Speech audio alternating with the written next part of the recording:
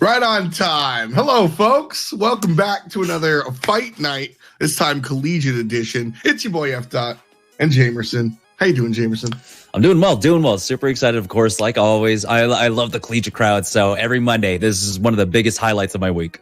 Absolutely. I'm the same way. Got to get amped up for all this nonsense. And so if you're just joining us for the first time, we have basically 3 matches.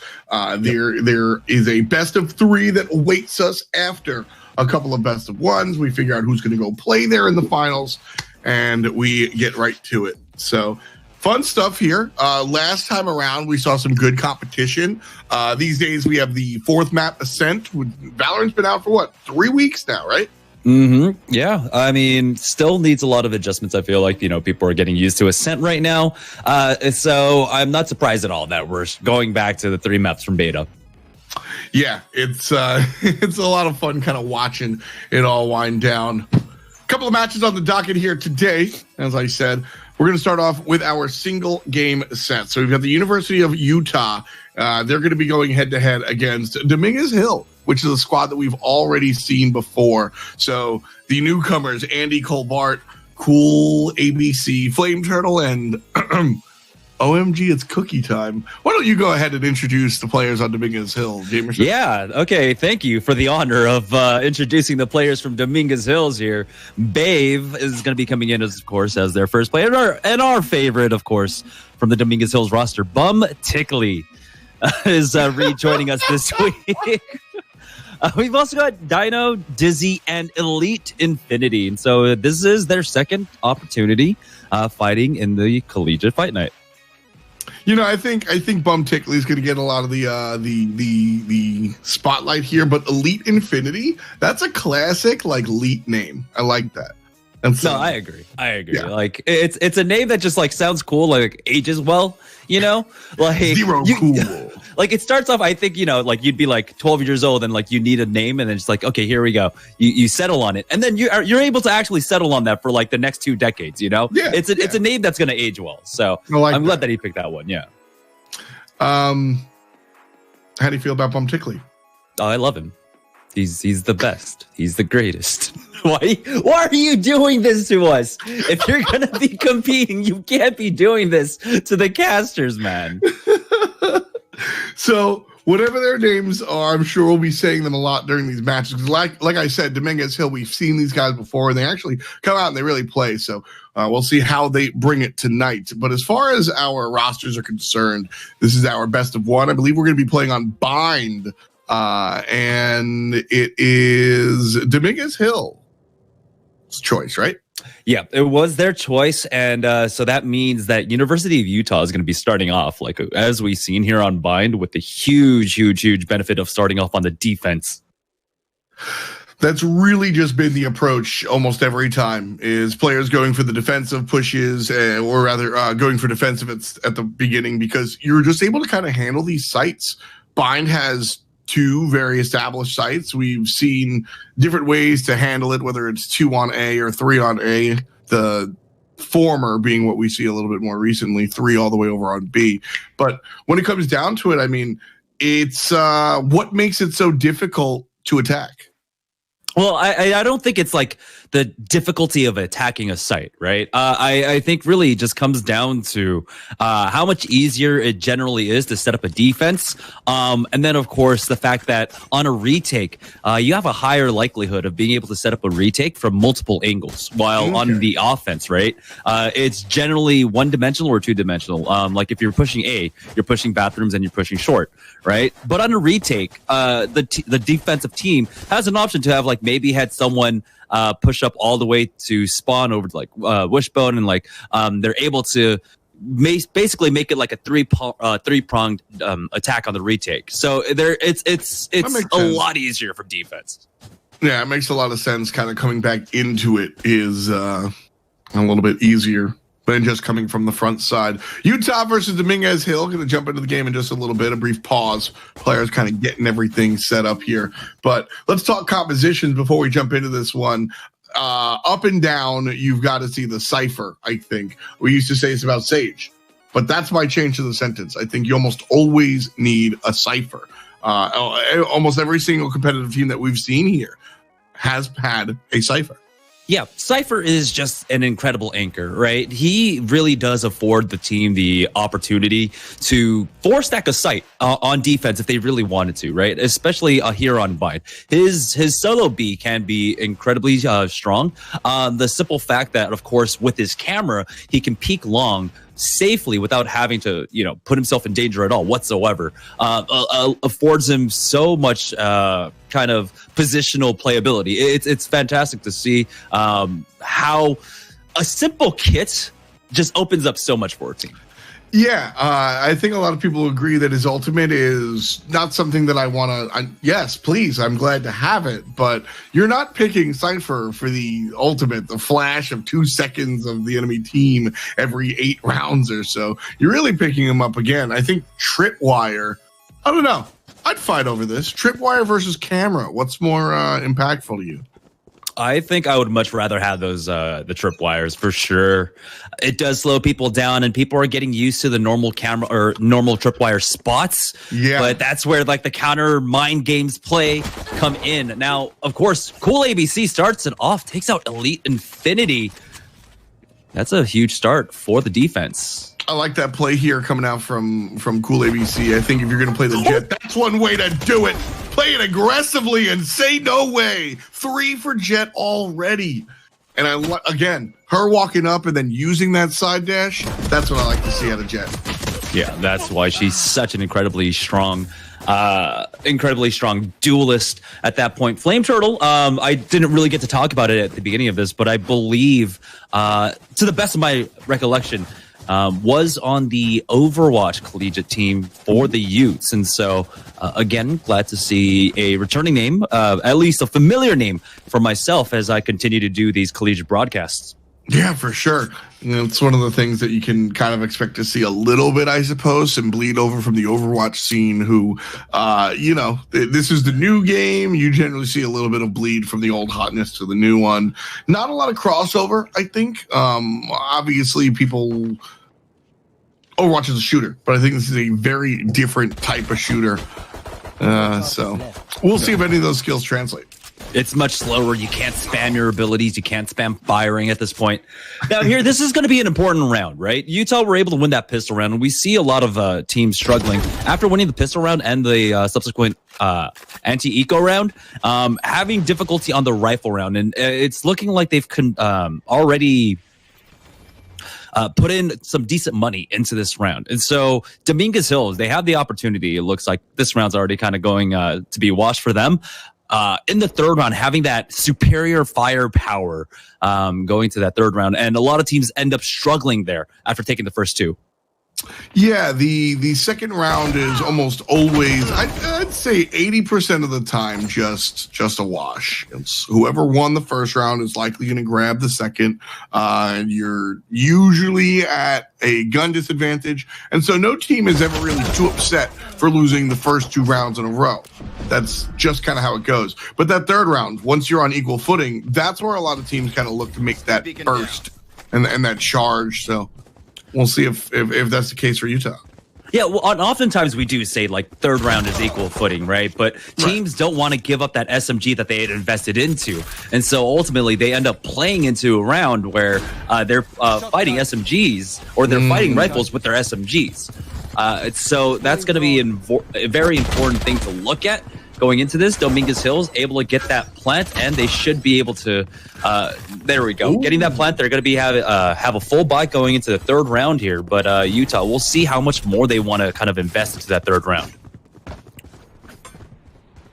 You mentioned before the subs might not want to get rid of them. So right now we see 3 submachine guns, 2 decent ones and a bad one.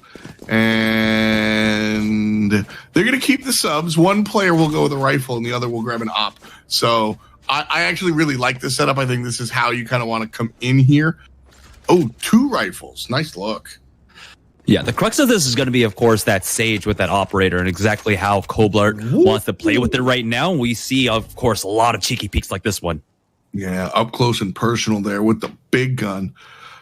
Cool ABC's at long, trying to spot out players. Players have been here almost every round.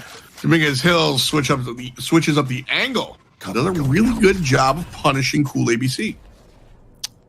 Yeah, just swung a little bit too wide on that one. You know, double like peeking two of them at the same time, unfortunately, and not able to hit those shots. Now, we do have the Omen smokes coming down as they are getting ready to be on site.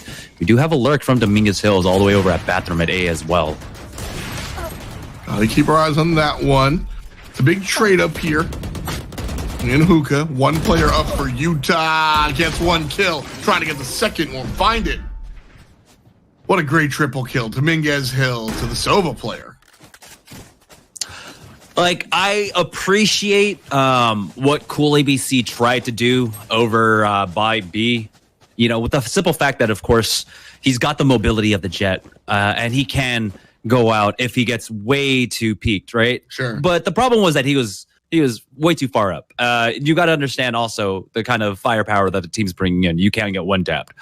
So just kind of underestimated his opponents in that round and got punished for it. Now we're seeing an eco round coming up from Utah, as there were two shorties on the field. So round number 4, Dominguez Hill with the 1 round streak.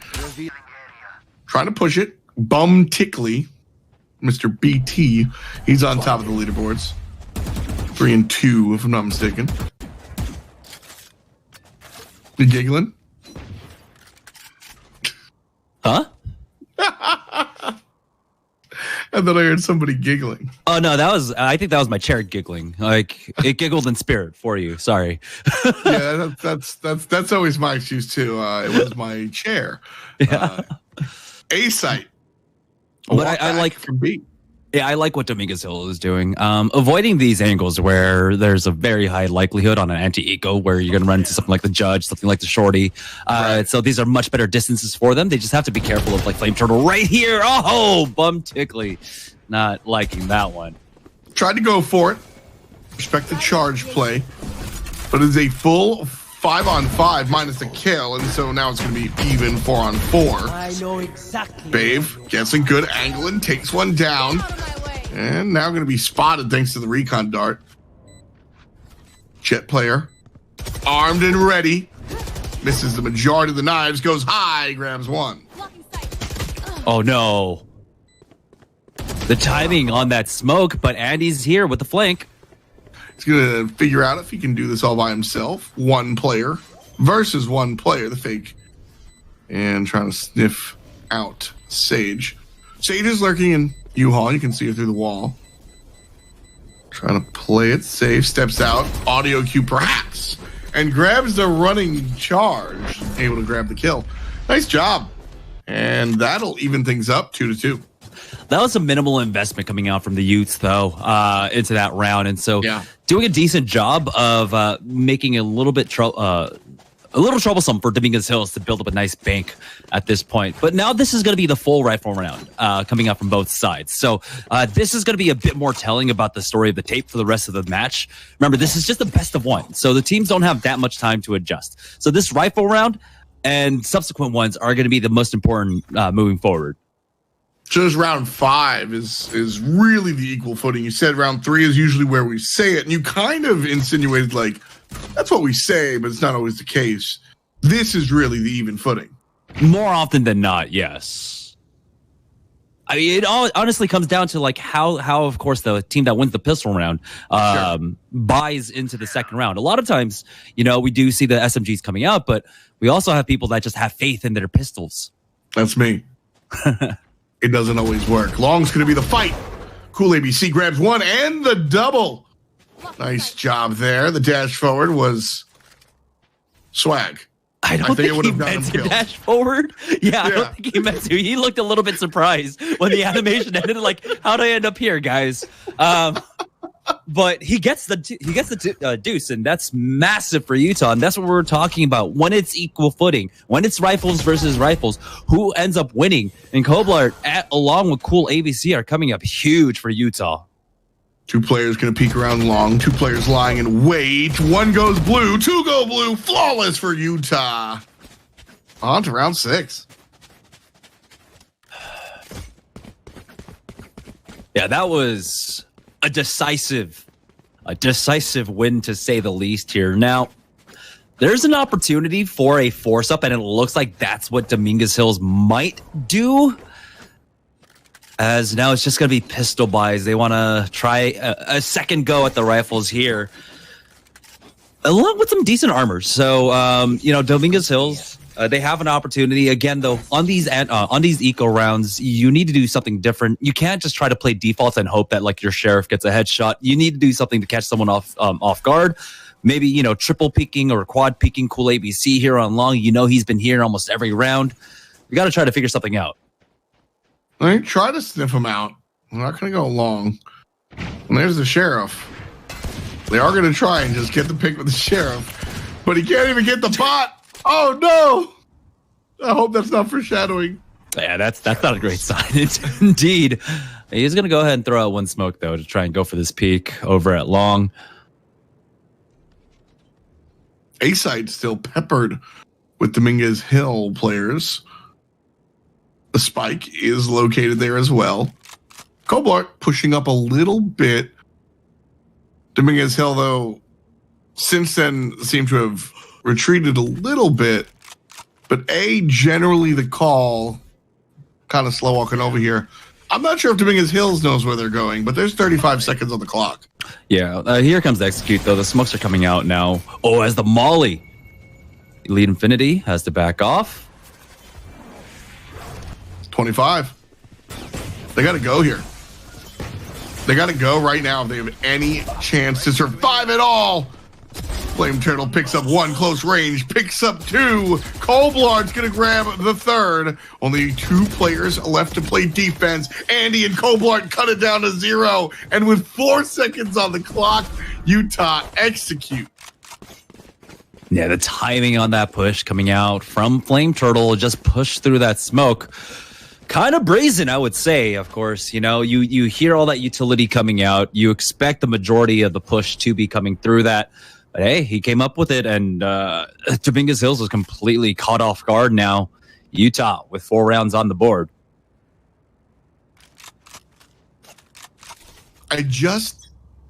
What an interesting play there. What an interesting play there, trying to push through that. Would you have done that? No. We've talked about this. I'm a lurker. I'm not the guy that's pushing through smoke. I'm the one that's like at that point who's still like making his way up of like long B at this point, like creeping. I'm like, hey guys, I got the flank coming, and the round's like 5 seconds from being over. Oh boy, Dominguez Hills though starting it off huge. Yeah, Jay tried to make the play, but ABC wasn't having it this time. It just gets cut down. Cookies here. Bum Tickley firing out the ult as well. 2 players alive for Dominguez Hills. 2 players across the way. And it'll be a 1v2 now. Flame Turtle, the last one up.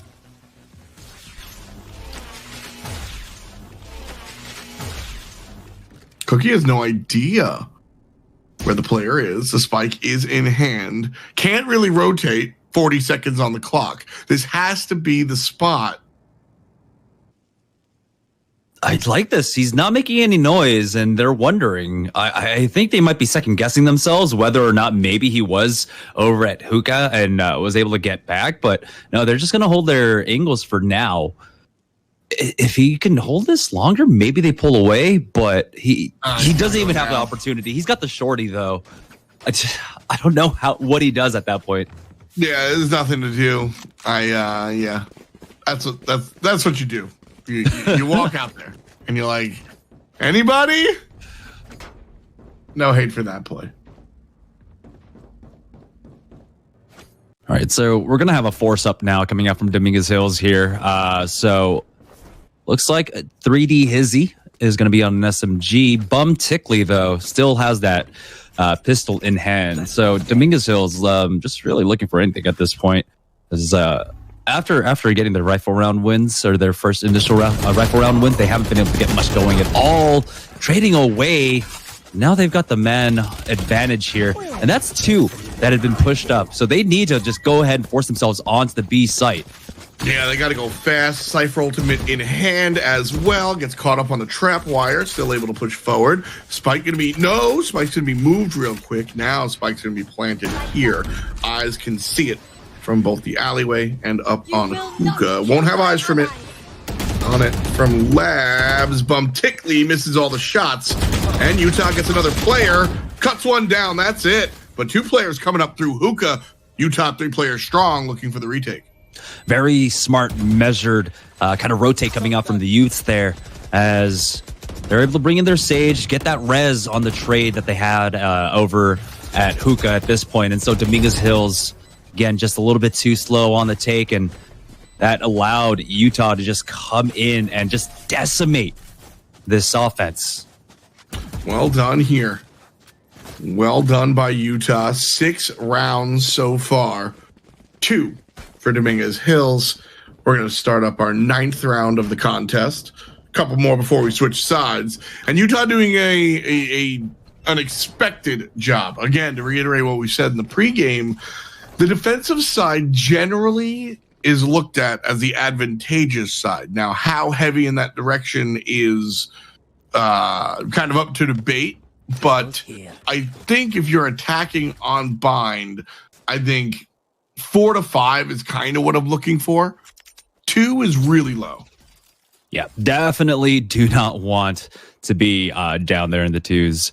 At this point, though, a lot of information being gleaned because they do send out that Sova drone, and now they're getting those cameras drawn out over on the B side, so the rotation should come out quickly from the A defenders. And he's going to be walking up this long slot as well. Gets a great eye, but Babe cuts him down before he's able to do anything at all. Now 3 players left to play D, and Dominguez Hill they're in one of the better spots that they've been in all night. Yeah, I would say a little bit of a misplay coming out from Utah there. They could have been a bit faster on that defense, but Flamethrower coming in, he wants to try to keep this alive. There's an opportunity as he's going to go ahead and smoke off Octagon to make his entry onto the site. Oh, Obler, not able to get sprayed. 3D Hizzy coming alive. 2 HP, though. What? Turtle gets 1. Cue the music. He's trying to make the hero play. Not quite. Elite Infinity shows up and puts him down. Flame Turtle doused. But like I said, the A players, they were sending the Sova drone through bathrooms, and you had Koblard actually kind of just babysitting Cookie Time while he was, of course, in that drone. And they got a lot of information. They pushed up basically all the way up to attacker spawn, didn't see them. And then you also had Andy pushing up all the way through Long B, and he didn't see anyone. At that point, you basically know there's only one place for them to be at Hookah. So they needed a better response to that Hookah push. You will not kill my allies. A little bit of a slowdown, which is exactly what I wanted. What would have been the best response there at Hookah? I think they just needed to move faster. The players from the A site, because you know that they're not near Octagon. Ooh, cool ABC with 2 now. Set. Not bad. Not bad. But the fact that they were pushing through Hookah and you had Andy who was controlling the teleporter, so they didn't have to worry about some sort of shenanigans where the entire team just teleports over to the A site, right? Makes sense. At that point, the defenders on B just need to play it a little bit more slower, wait for the defenders on A to get in, so they can go for a measured, 4v5 retake. Well, a great round there from Utah. And after 10, Utah have 70% of them. We've got 2 rounds before the half. Dominguez Hills equipped, but Utah sort of in their ideal situation, so to speak. Max guns, max ammo, max utility, just everything that they kind of want here. Spread out across the board is Utah. Dominguez Hills mid, but leaning towards B. And Cool ABC pushes up, usually at long. Here just walks into the lion's den. He really did, though. Just walked straight up into mid. I mean, that walk up mid was a little rough. Why are you doing that? It's like, hey, what's going on here, guys? What are you doing? Oh, you're kicking up some powder? Some of these dice? Oh, Copelar finding a second one with that operator, missing that third one. Now, Omen has found the flank here with that ultimate. Oh, an errant shot. He does get the kill and one. Finds himself with 3 at the moment. Smoking off hookah. They don't want the spike planted. Spike? Yeah. Where's the spike? Oh, the spike was up in hookah.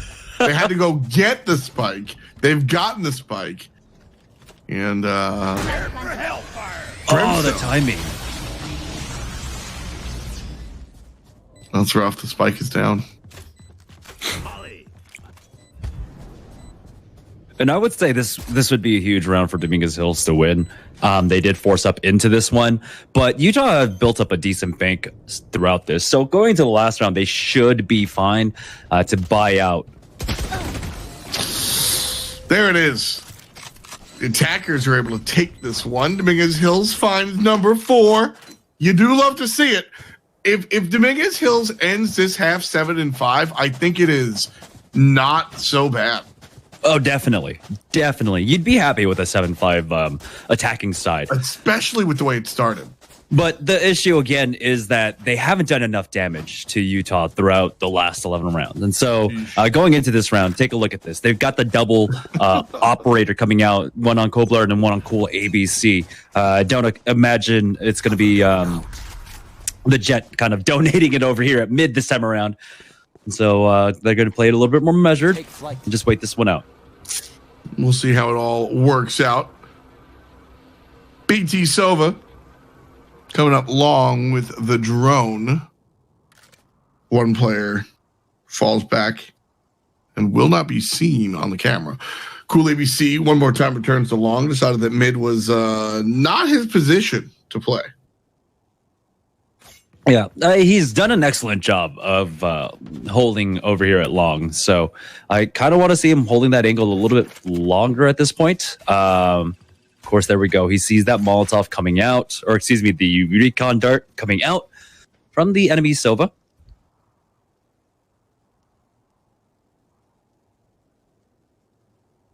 The patience pays off. Cool ABC grabs one.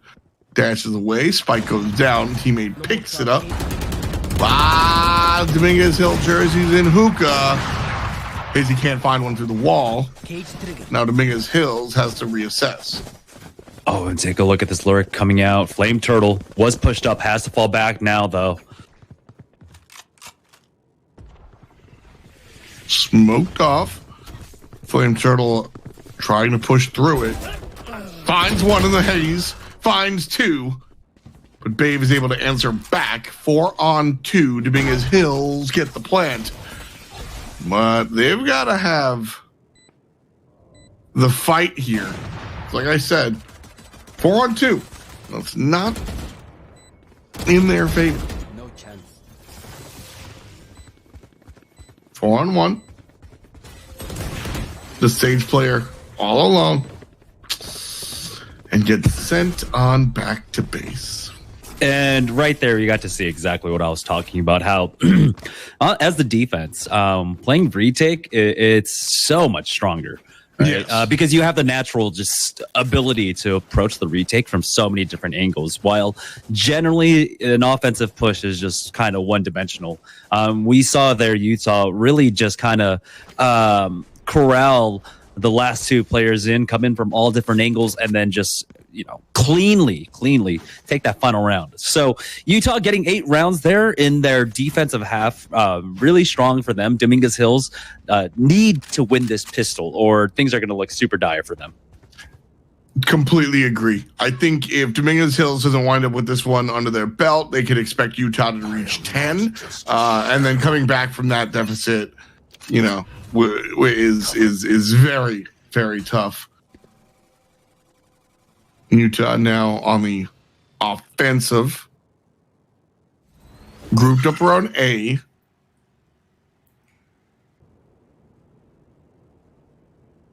Spike hanging out, but playing it safe. Information being gathered here by Andy. Nobody directly on the site. Pistols break up the wall. All of a sudden, Utah is on site. Spike gonna go down. Planted. Dominguez Hills. 3. Make that 2 players left versus the 5 of Utah. Jamerson, this looks uphill. There's only 1 player left. Yeah, Utah just looks so comfortable pushing through smokes, and that's a skill I think a lot of people kind of lack, especially in Valorant. Not enough people push smokes. I think for a lot of like also new players, they generally just don't want to, right? They don't want anything to do with the smoke at all. But right. Utah have shown no fear whatsoever, and it's been catching Dominguez Hills off guard. Flame Turtle, almost every opportunity he gets, he's going in. He's going into that smoke. He's going to get 2, maybe 3 frags off of it. And Utah, they're all going to go down together. I love it. I love it. We're all in this together.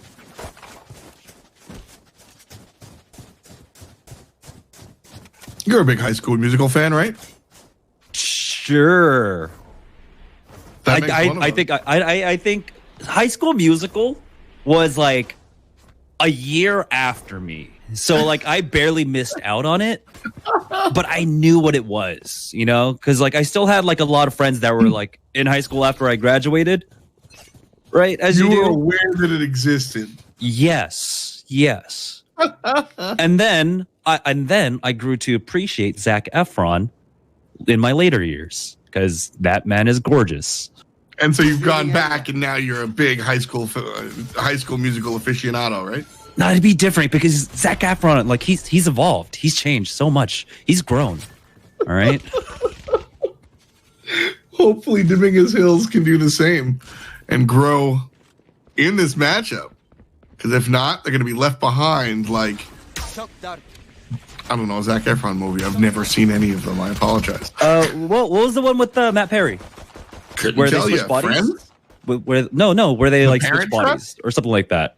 I think it was Matthew Perry. It's like 13 going on 30. I'm not entirely too sure. That's also a Lindsay Lohan movie. That is actually.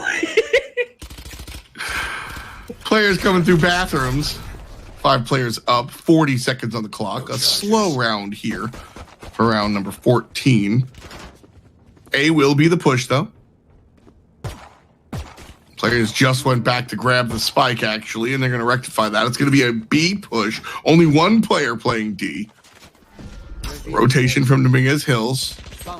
Important. The rotation from Utah here. Honestly, kind of sloppy, but the gunplay isn't. 1, 2, 3. They dial it right on down. Cool ABC plants one on the right side. And the Cookie finds the 5th. Flawless for Utah. Double digits. And we're that far away from an end of game 1. Yeah, we're still at that kind of crux where Utah, what do they do here? Are the SMGs going to be enough going into rifles? Now, the problem for Dominguez Hills is that, you know, they don't get like the extra plant money or anything like that because they're on the offensive side. So right. Their economy isn't as strong. So it's not full rifles for them. Also, 13 going on 30 was Jennifer Garner. 17 again was the Zac Efron and Matt Perry movie. Very, very different. Very different titles. Very different outcome here for Elite Infinity. Gets shot down. Actually, it's funny. I think Cookies killed Infinity last round as well. It's definitely cookie time. It's always, honestly, I could use a cookie. Utah trying to fight for theirs. And in a good position to reach that cookie jar. The drone is out. Finds a player around the Radianite box. Utah gonna slip on into the A site. Nobody's home. Nobody's home. That was such a good sell coming out from Utah there. Now, Bum Tickly does take out Cool ABC, who was pushed up all the way at spawn, but I don't know if Dominguez Hills can do this. They're down to 3 now. They've traded it out. It's 3-3 for this retake. Cookie Time still alive. So it's going to be tough. Dino shows up, puts down Cookie Time. Now it's a 3-on-2. Flame Turtle in the middle of the smokes. Gets one. Runs past the other. I think they walked past each other in that smoke. The turnaround. And Andy coming from all the way the other side. Attackers take it. Utah again. That's number 11. Yeah, like I said, being able to push through smoke, it's a skill in and of itself, because you need fast reflexes, right? With the distances that you're working at, you need to be able to go for that quick flick. And Flame Turtle hasn't lost a duel quite yet, pushing through the smokes. He's currently 17-6-3. Not to be outdone, though, Cool ABC is right behind him at 16-9-5 as well. But the entire team has been putting work right now. Utah now sitting at 11-4, 2 more rounds. They'll be moving on to our best of 3 later tonight. Cool ABC has been playing some of the more aggressive angles. I think that's kind of why his death count is also high there. I kind of like the way he's been playing. Aggressive angles right in their face at mid. Just walking up. But, you know, a lot of the times I talk smack about Jet. I just don't think she's brings a lot to the table.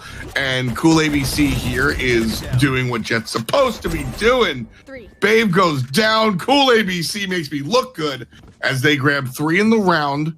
And I'm praising them. We love to see it. Well, I feel like the bar might be set just a little bit low from the last time we saw Jet here in Collegiate. I just in general. I think Jet is really difficult to make use of. And the way to make use of her is to play, I think, hyper aggressively in ways that would get you punished should you not have the movement. You know what I mean? Yeah, here on the on this push, while it was aggressive, it was in a measured way. Exactly. They sent him through bathrooms with, of course, his Sage there to instantly, if it goes for the trade, go wall off and go for that res, bring him right back into it. They also controlled the ultimate orb, and that's one of the reasons why he was able to have that ultimate in that last fight. So again, the way that Utah is approaching this has been very methodical, even though it's looked like very frag heavy and kind of just individual aim. It's been very methodical how they approach this, and that's why now they're already sitting on match point. One away from it. Like Jamerson said, and Hizzy's going to start us off early with a headshot. Babe is going to answer as well. Dominguez Hills, they don't want to go down just early. But res is good. And so a 4-on-4 is here. Utah strong. Will ABC again playing aggressive. Dodges out the off shot. And is able to pick one, but Dino answers back. A 3-on-3.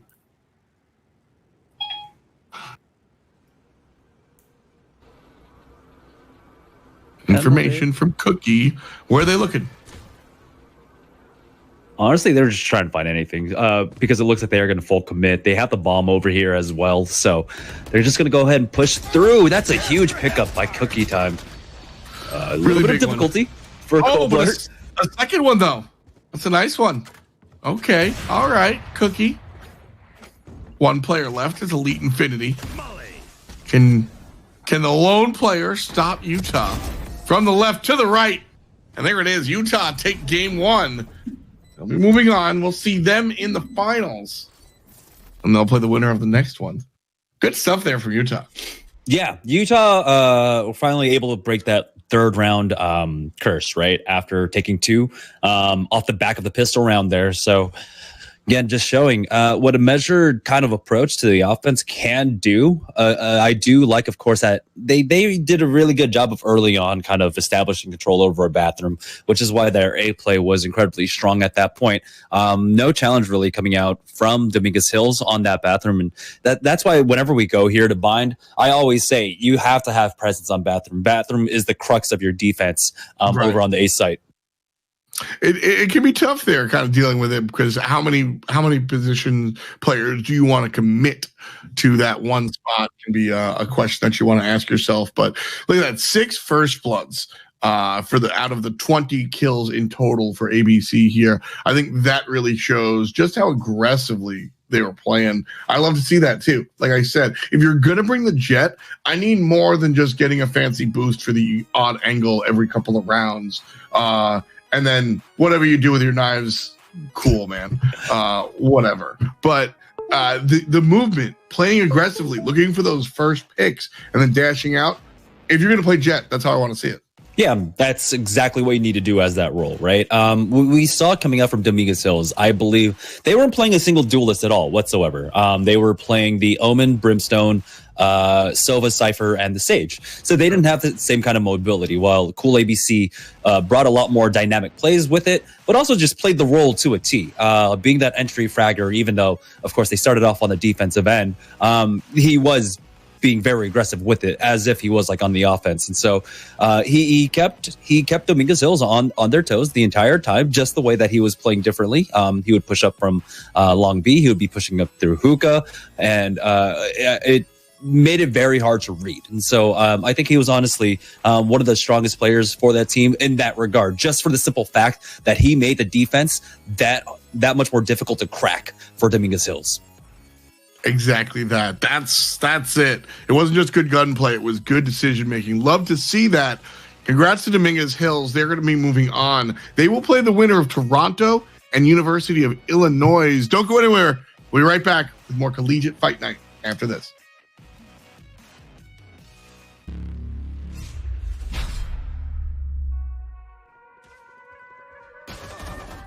Sidearms provide players with the most weapon diversity in Valorant. With the weapon for all occasions, players will want to familiarize themselves with all of the choices. Today we'll be taking a look at the Shorty and the Frenzy. We'll tell you how they match up to each other, how to use them, and even when to buy them.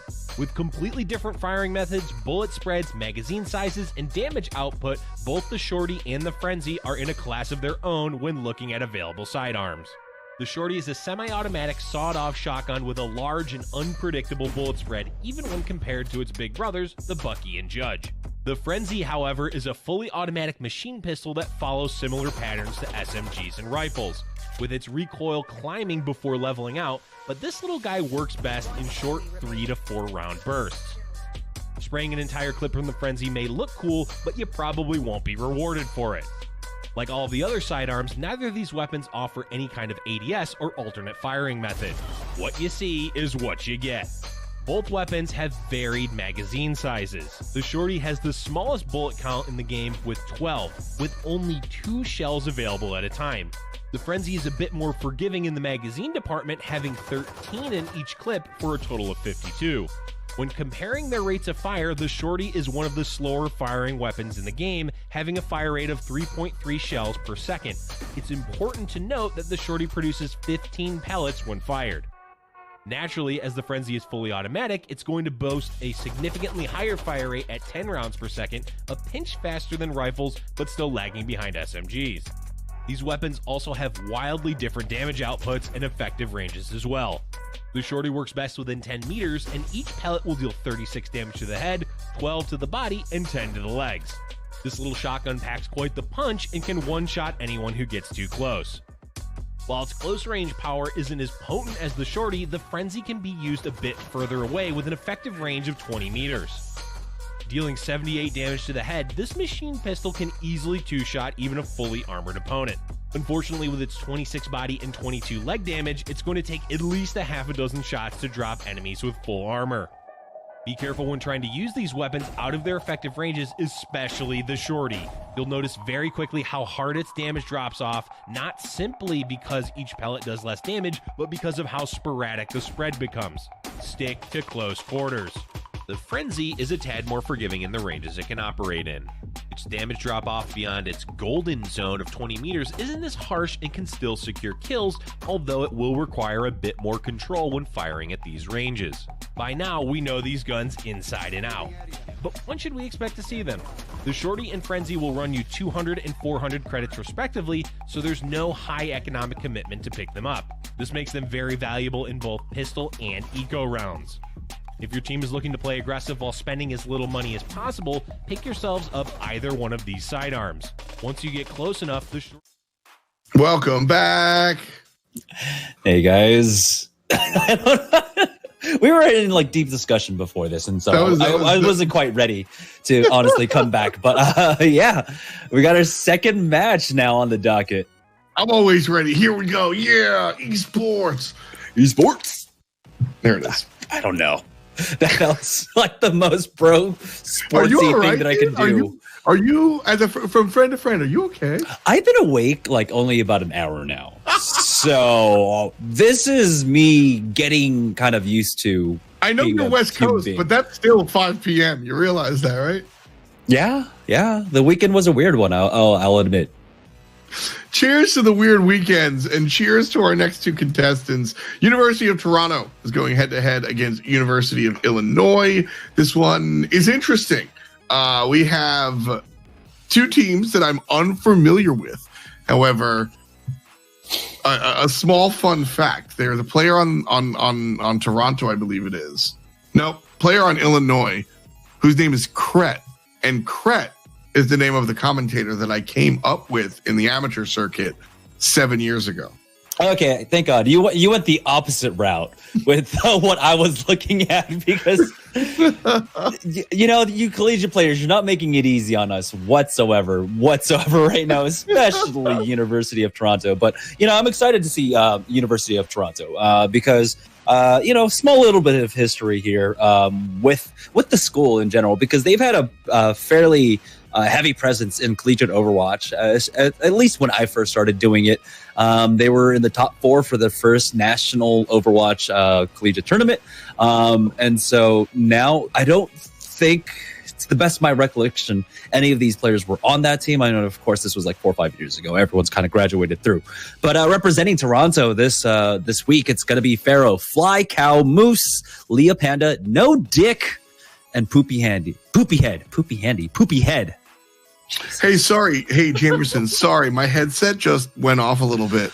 Could you, one more time, list the players? Yeah. We got Pharaoh, Fly, Cow, Moose, Leah Panda, No Dick, and Poopy Head.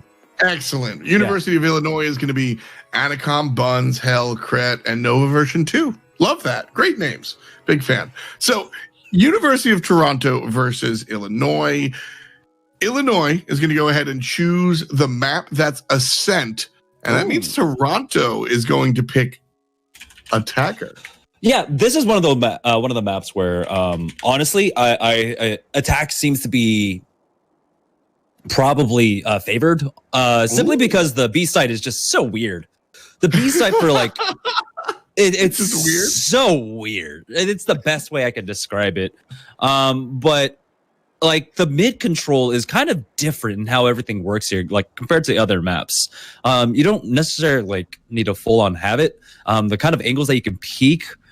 Again, this entire map is honestly just weird.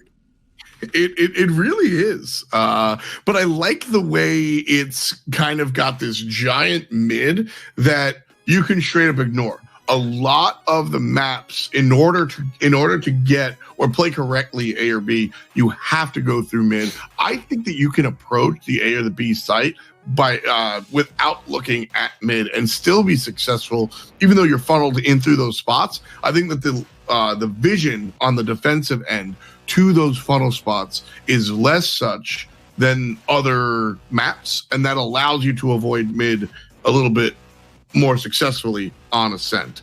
I got there. No, but again, I think that this is also just one of those maps we've seen.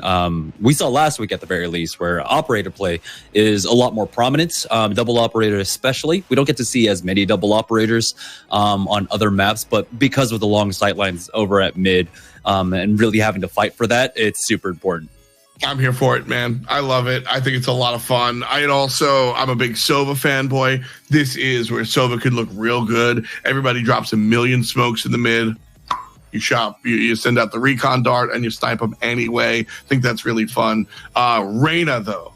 Reyna reigns supreme. She shuts down mid all by herself, just with the eyeball. Fantastic. I expect to see Reyna. We didn't see any Reyna last game, and I think that was curious. Yeah, definitely curious coming out. But I think just the simple fact that maybe, it depends on kind of the comfort of how teams want to play the compositions. Now, you don't have to have a duelist on your squad. I mean, we got to see that coming out from Dominguez Hills. Didn't quite work out for them, but I think it just comes out down to, that last game came down to the fragging power of two key individuals. Yeah. But Reyna as a duelist, we're seeing how strong she can absolutely be. Just the self-reliance and the fact that, you know, your Sage can heal a second player on your team, right? So if you do get one trade or you get a kill, there you go. She heals herself. So double peeking becomes incredibly strong with the Reyna.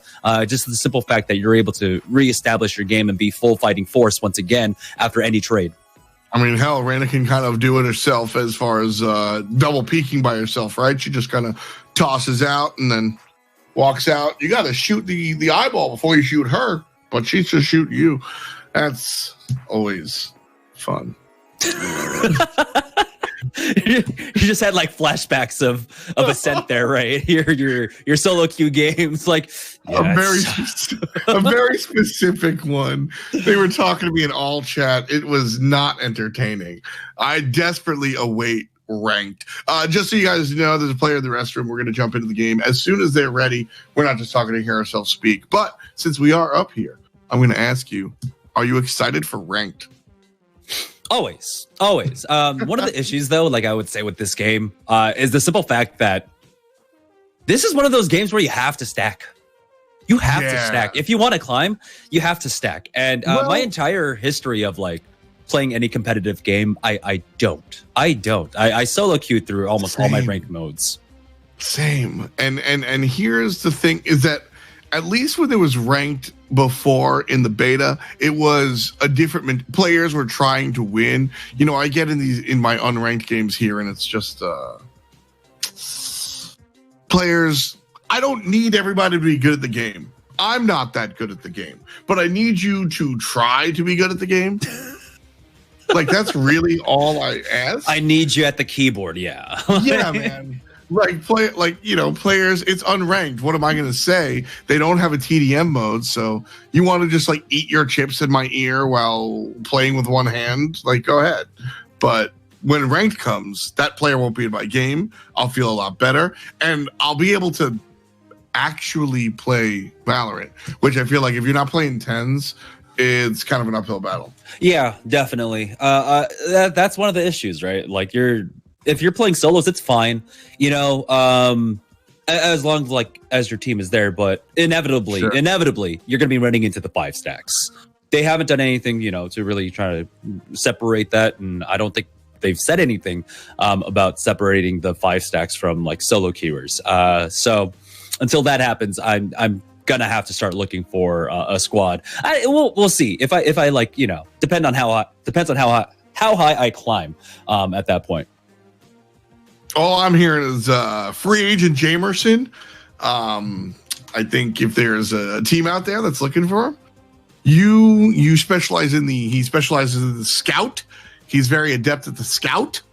The marshal, there it is. You know, he can play marshal. So if you need a marshal player on your team, will you be the bench marshal? Only I'll be for marshal rounds? No, I'm the team baiter. I just wait for, you know, everyone to push out, and then I'll be right there just baiting them and then getting the frags and be like, what's going on, team? I'm top frag. What's going on? Why are we losing? Clearly he's a Phoenix main, by the way. Yeah, I really you dirty Phoenix main. Oh my goodness. I'm the team flashing Phoenix main. That's, you know, to make it even worse. Yeah. See, I just play Silva. And I buy max shock darts every round because I want here to say shock dart. That's all I want to do. Should I do more impressions on the show? Always, because I personally can't do impressions, right? But I understand that impressions are majority of the time it's practice, right? You need to do some like decent practice to be able to get a decent impression down. And no, I don't practice anything. Okay. Everything comes to me naturally. Damn you. Shock dart. That's actually pretty good. Isn't it good? It really is. That's the 3rd time I've done it. Oh, I've wow. done it twice live, you see? Yeah, see, I can't do impersonations or impressions at all whatsoever. I just... Zero. What's your best impression? I can't. I literally cannot. I wish I had one. And I like a leprechaun, and that's about it. Okay, there it is. I want to That's hear it. the leprechaun. I want to hear the leprechaun. No, I can't because like even then I feel like really weird about it. Just because it's like a leprechaun's not even a real thing. It's not a real thing, right? Or depending on who you ask. I mean, it could be. Depending on who you ask. Followed a rainbow? I've tried. I'll be honest. I used to live in Seattle, so plenty of rainbows to try and follow. And did you find the end of one? No. So then, how are you to say? Who are you to say? That is true. More often than not, it's led me to finding trouble. Like I'll get lost in the woods or something. This was Seattle, like back 30 years ago. Was also a horror movie, right? Yep. Yeah. Did you ever watch Leprechaun in the Hood? I think that was like the third or fourth one. So, oh my I forget if that was the third or the fourth one. I vaguely remember that. I was really into Gremlins a little bit more than. Can you do a Gremlins impression? No, I don't think they make noise, do they? No, they do. It's always like I don't. That's the best one. I almost tricked you. I almost got one. I almost tricked you into it. Almost. No, that was a weird era in horror where a lot of horror movies were trying to be cool. Campy. They were campy, but then they were also trying to be cool. So like you had a lot of leprechauns in the hoods, right? Wasn't there like a Jason in the Hood? I don't know which one that was Jason, called. Oh man, I just never paid any attention. I don't like to be afraid. Listen, this is it is a free world. I can choose what I partake in. Why would I ever play Outlast? So you're telling me like I want to intentionally be afraid? That doesn't. I don't want to sign up for something negative. I would like to sign up for something positive. Give me something fun to do. Yeah, I can't do horror movies. I mean, honestly, like when I get opt in this game, that's like a big jump scare for me every single time. Like my heart skips a beat. Like that's how like my low bar for like horror and what I can handle in terms of like fear. I'm laughing at you. I'm afraid of horror stuff, but that's a little much. I just don't handle it well. I really don't. So is that why you don't like the op? Does the noise because you said that you always played? Because it's like a jump scare. You're just dead. You hear a loud noise and you're dead. That's basically a horror movie. That's fair. Did you know that when you die, they say that your brain is alive for 5 seconds so that you're dead? That's some metaphysical stuff right there, which I wasn't ready to get into after only being awake for an hour and a half, F-Dot. University of Illinois versus Toronto. Let's get into our pistol round, shall we? Yeah, Illinois starting off here on the defensive side. Gotta play this pretty much standard. When I'm B, one controlling mid. We'll see where that Selva decides to go. Stim Beacon. I still hate it. I still hate Stim Beacon. Okay. We're gonna be pushing up mid. Just straight on up.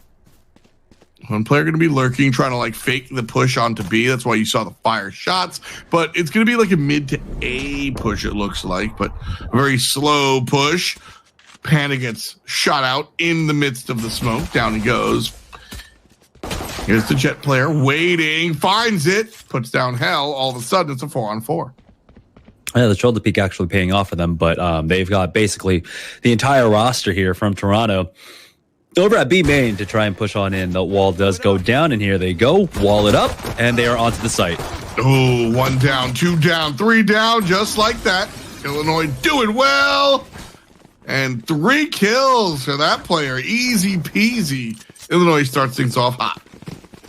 I would say it was kind of strange from Toronto there because they started it off with really good presence at mid.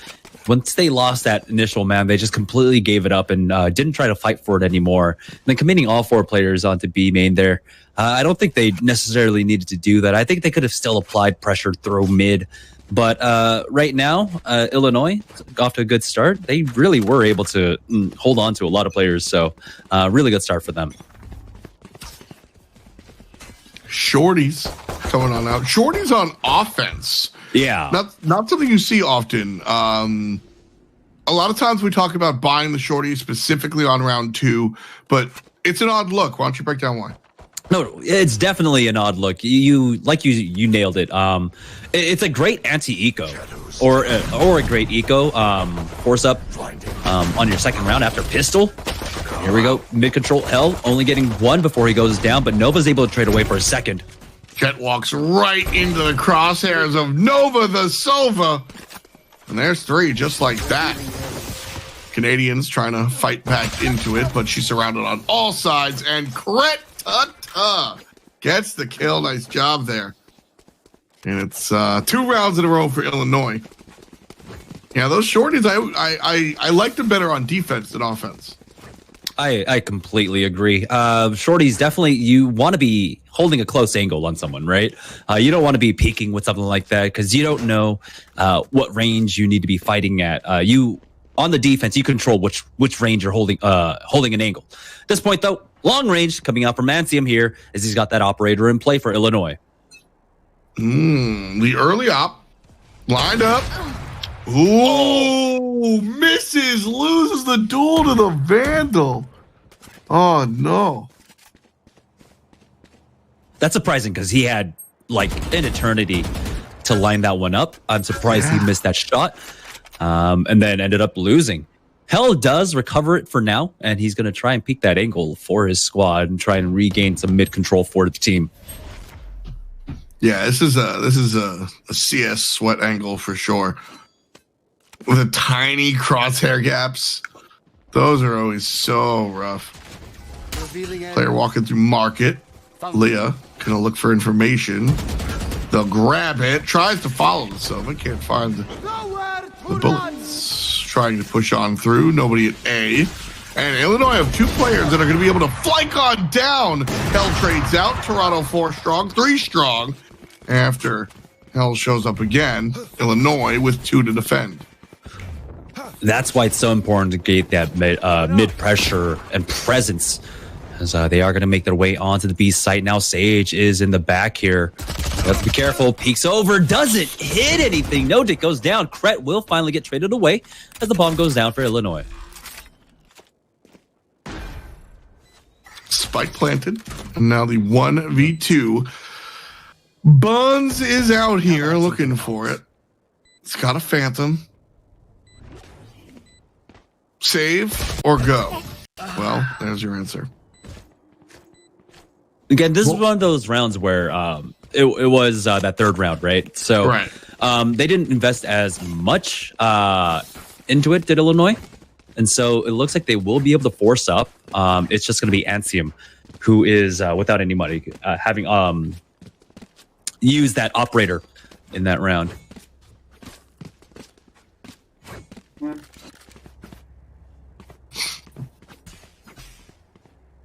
So an interesting look here from Leah. Let's see where the the Sova dart, the recon arrow, where does that land?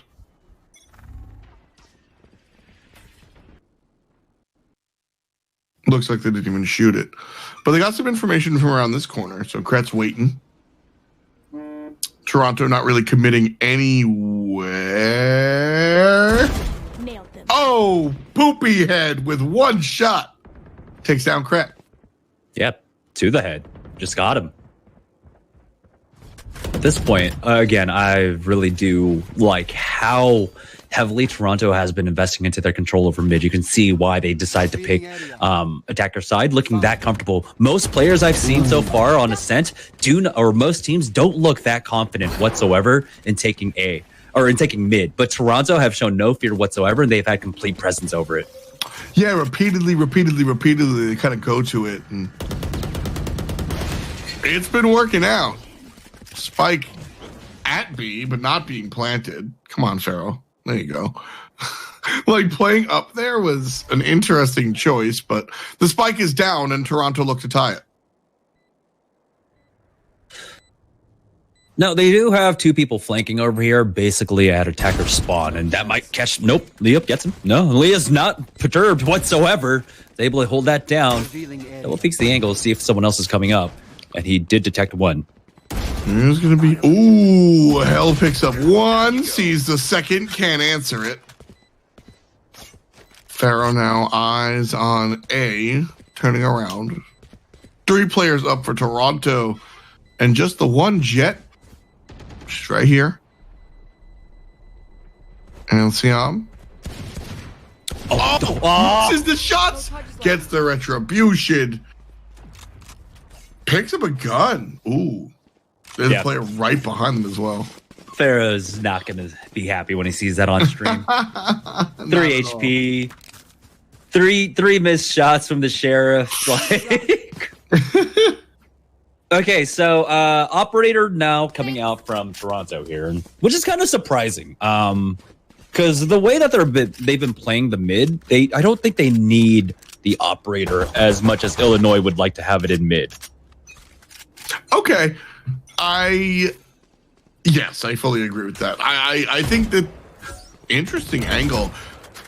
Oh no, okay, that's the recon dark. Yeah, you're right. I think the op here in general though is just something that you kind of want to have because there are so many opportunities to use it. Even when you're retaking a site, which is usually where the op is not as effective, there are a lot of angles I think that the long range actually is warranted.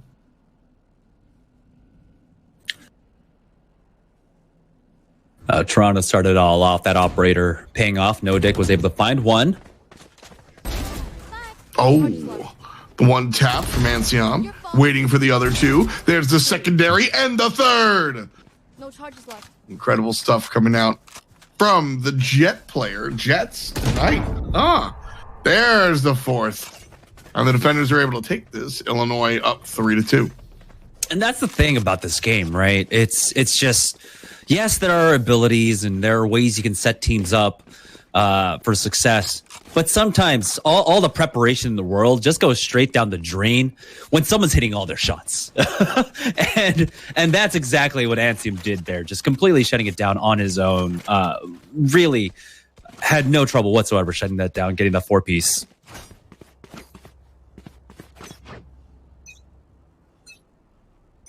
Smoke's down.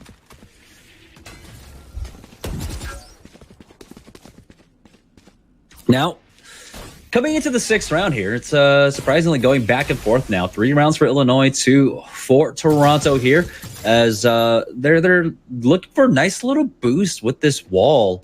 This is what I was talking about in the pre-match setup, that B's still weird. B's even weird for the defenders because you got boosts like this. Fly Cow Moose catching one off. That's Nova going down, as they can, if they so wanted to, go into the B site, but it looks like they've already gotten one rotate over. They can make their way onto the A site here as Krant finds one. Leah Panda going down here, tying it up 4-4. And so now Toronto have to take this in a little bit more of a measured response. Do they want to continue to commit here as the res does come out and they were able to get the rotate, but Kret pushes forward onto that. Leah Panda going down once again. Anciam with the operator taking out Nodic, but Pharaoh does answer back. It's still going to be a 2v3 in favor of Illinois right now, but Pharaoh looked away at the wrong time and looks like Buns will be able to clean that up and clutch it out. Almost losing there. Oh, the salt after the fact. Is that the way to do that? Do you, when the camera's on you for the last, you tactical crouch there? You don't have to tactically crouch on the enemy corpse anymore? Always. Send a message? Always. That's what I'm saying.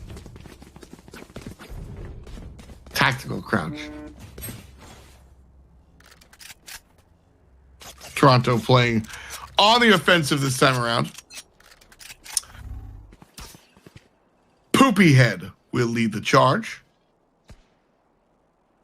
A lot of faith being put in Poopy Head here as the entry frag. All 5 players going to go.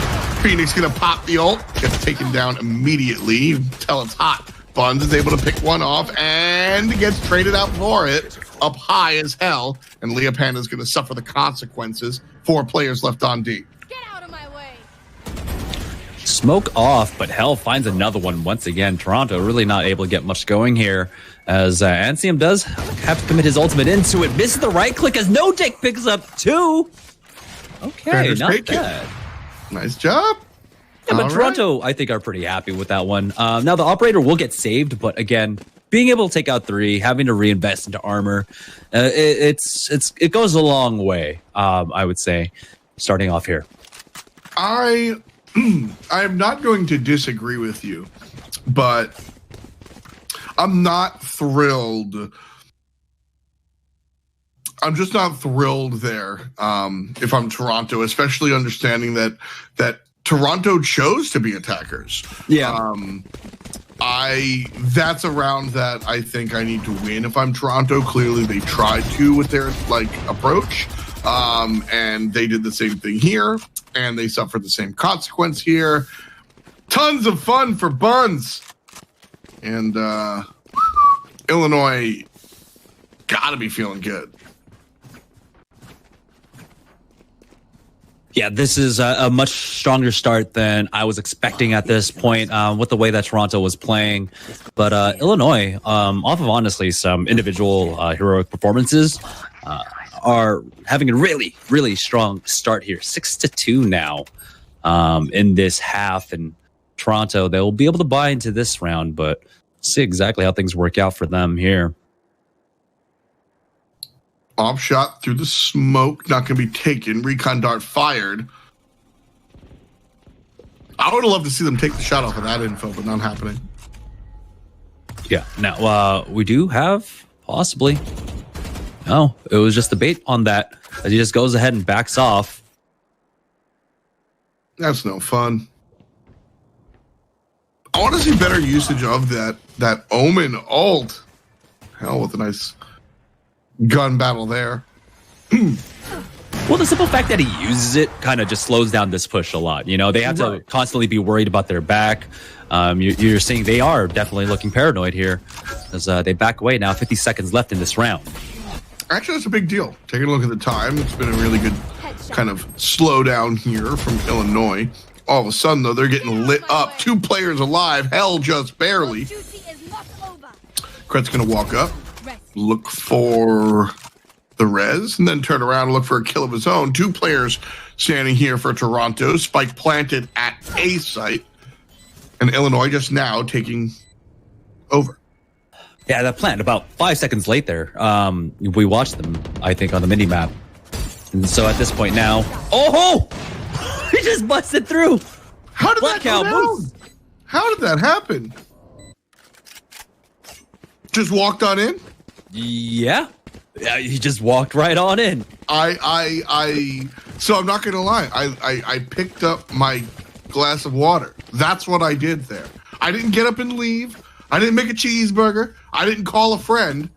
I took a drink of water, and 4 players just got mowed down. I'm so confused. That's one way to get back into it. 6-3, Toronto trailing. Again, they chose to go offensive.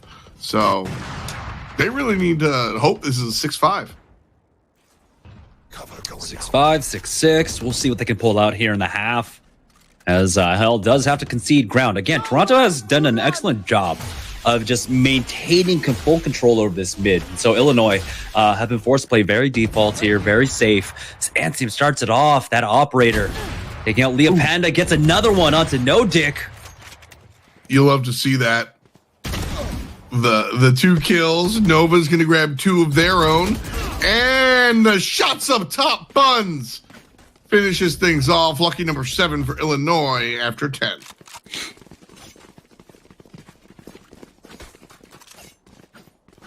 So it's going to be a double operator here. No, Nova goes over instead. Never mind. Goes back. Make up your mind.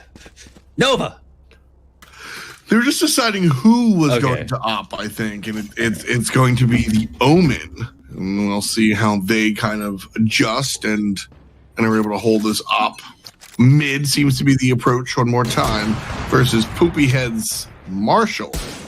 Jet versus Jet in an op-off, or well, a sniper battle here. Enemy at the gates. Sova tags him through the wall. 8 HP to work with here. Pharaoh across the board is able to find one, though. With the sheriff, mind you. So a nice little Nice little kill for the economy side. Nova loses out to Leah Panda. That was a 4-on-4. Pharaoh again with the 6-shooter. He's just shorten the enemy up to 3. Pharaoh turns the corner and finds 3 in total. And all of a sudden, Toronto are feeling real good about this round. Yeah, that was just very well played coming out from Toronto there. Of course, off that Marshall play, the Marshall isn't supposed to kill. If you look at his crosshair placement, he was going for the body shots. You know, he was trying to get that secured shot onto them because the pistol can finish them off easily, and that's exactly what was going on. You had the Brimstone player right there, ready for the extra damage to come across. So, really good play coming out from Toronto there on this force-up.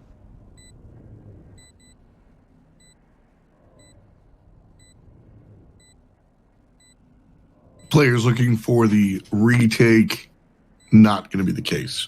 A save here from Sage. Walking over to B.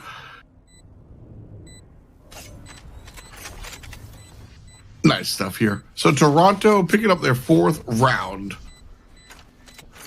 Is this, if you're opting for offense, is this what you want to see? Oh, no! Yeah, Kret just had an eternity to line that one up. That's why you got to be. Oh, dang! No dick comes in. Cameraman, you. Good job. Our observer just catching that angle. That was beautiful. It was almost like a machinima kind of angle there. Like, it was so good. I can hear the evanescence already. It's in the background. Doom, doom. But to answer your question, again, if Toronto get 5, I think they'd be pretty happy, even though they decided to pick offensive. Right. As a defense, as long as you have some sort of leeway to work with, as long as it's not a 10-2, 9-3 half. Sure. You have a lot to work with.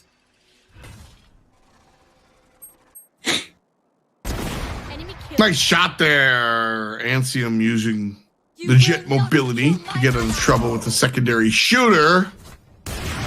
Moose is going to find the res, and Leo's going to find a kill. So Toronto, 5 strong, only up against 3 in Illinois jerseys. Yeah, and Illinois don't have a res for this final round as either.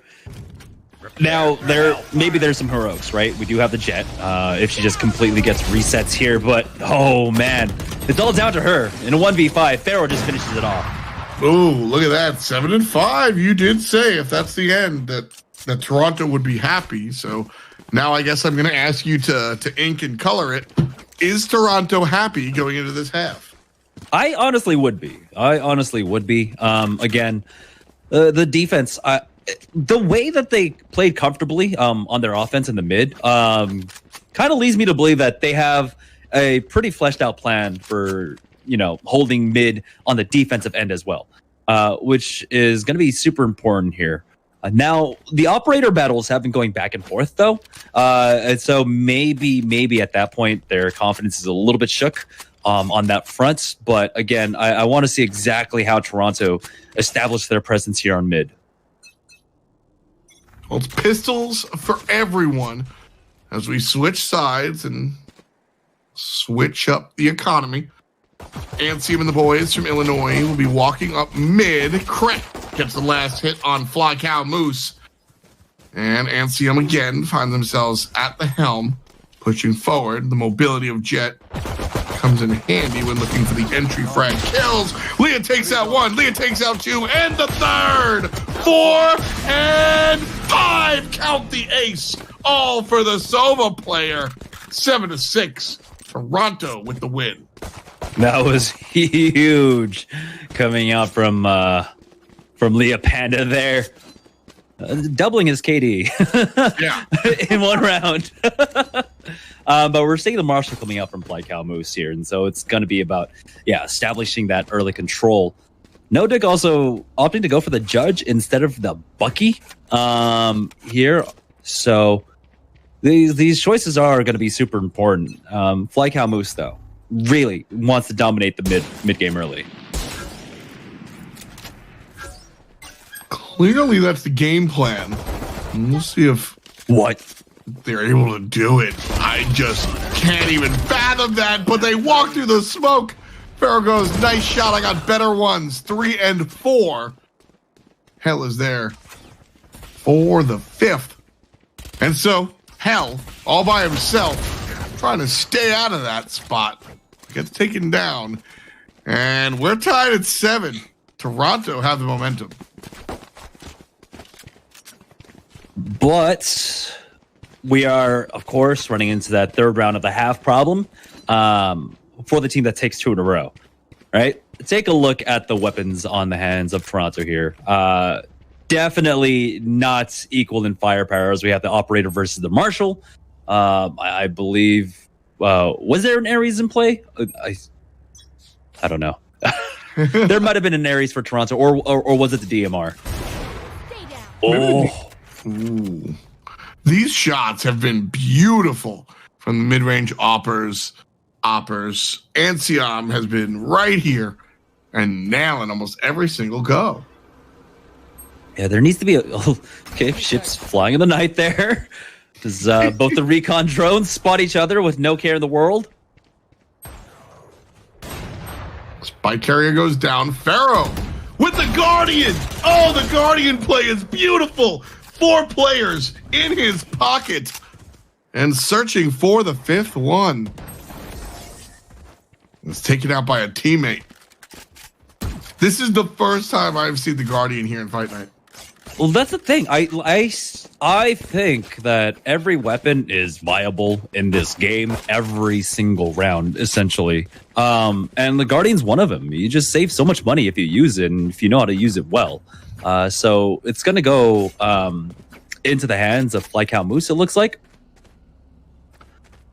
What a choice. I mean, you basically run it like an operator, right? It's just more crucial that you hit the headshot with it. Or I guess it's also similar to like playing it like a Marshal. Yeah. But take a look. This lurk from No Dick. This could be strong. Waiting here with the curveball. Big damage coming out from Fly Cow Moose right down mid with that Guardian. So, 2 players with the Sheriff. Leopanda, though, fires from beyond. Takes down 1 and the 2nd. And Cypher, the only one alive, looking to regain their footing. Take flight. And Toronto, I love the way they've done this. They've just come into the second half going, well, the hard part's over, boys. Let's just go to work. And they have just won these rounds. Yeah, it was a very good understanding of basically what their conditions were to win here. And the fact that, it's an anti-eco round for them. So the way they control mid, they push up basically through mid cubby, through catwalk. They get the long sight lines to work with, and that's really where the Guardian came up huge for Toronto, as they also had the jet player basically push all the way up towards the attacker spawn. Ooh, ones will go down. But like I said, with how comfortable Toronto looked in playing mid on their attacking side, right? I felt like there was going to also be that same comfort playing mid on the defensive side, and which is what they're displaying right now. Love to see it. I mean, that's the type of approach that kind of shows you how much work a team has put in. I mean, Toronto knew what they needed to handle on the offensive side and approached it head on. Coming into this half, though, they've won 2 in a row. I think that was their 3rd. Now looking for the 4th. Wall goes up.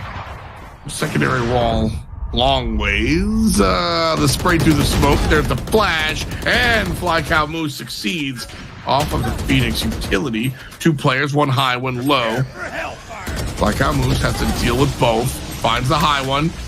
And the low player won't be there. Instead, it's a res. Pharaoh again shows up. 3 players up for Toronto. Make it 2. And CM finally gets taken down. And Toronto with number 10. That was a beautiful team play coming out from Toronto there. And like I said, their game plan for mid would be the crux of this defense, and especially when they started off, their first half on the attack being down a few rounds. Again, they looked comfortable. They had a plan going in. They were able to take that. But when when everything just kind of went to shit for them, right? At the end there. Things were falling apart. They traded away. Their Sage player was kind of stuck there, and Illinois were trying to triple peek her. Pharaoh came in with a huge ultimate to cut them off so that he could take a comfortable 1v1 and survive that one out. So that was just beautiful team play, but also just adjustments there coming out from them. Yeah, great just approach. Toronto here defending their own spot 4-on-4 after a trade in the smoke. Now trying to keep things lively. And the spike goes down. Good flash from up top. Amsium can't find it. Leah with the kill. Hell answers, but Fly Cow Moose is still better for it. Buns here. Lonely. Smoked. Shot. Slowed. And taken down. Defuse is easy. They're going to give it to Jet. Yeah, they get the round win here. They're going to make sure... They're going to play hot potato with the defuse. But they eventually get it. Now Toronto sitting at 11 rounds. And again, this comes off the back of just how much map control that they were able to earn. And they earned it on their attacking side. And it translated here into the defensive side as well. That's really the key there, is that I think that they I don't want to chalk it up to big brain if it's really just how the cookie crumbled, but Toronto seemed to pick up steam towards the end of that half, knowing that they could kind of like come back and then head into the second half with momentum. The whole flow of the game has worked out for Toronto, with the enemy winning when the enemy has won and Toronto winning when they have won. Yeah, Illinois right now, they've got 5 ultimates. They really do need to start just investing them into it. Just start it off with an on the hunt, you know? Yeah. Just try and spam an angle. There you go. That was your opportunity to like just go for the on the hunt and try to get Fly Cow Moose. And instead, Fly Cow Moose picks up 2. Ooh, the step forward. Couple of different angles being tested here. Hell takes down FCM. Nice job. Illinois now 2 players strong after Poopy Head takes down Hell from a distance. And the push towards the other side. Get out of my way. That's a hell of a shot. You gotta admit, that's a hell of a shot. He's playing duck hunt with him right there. You know, that little dog comes up like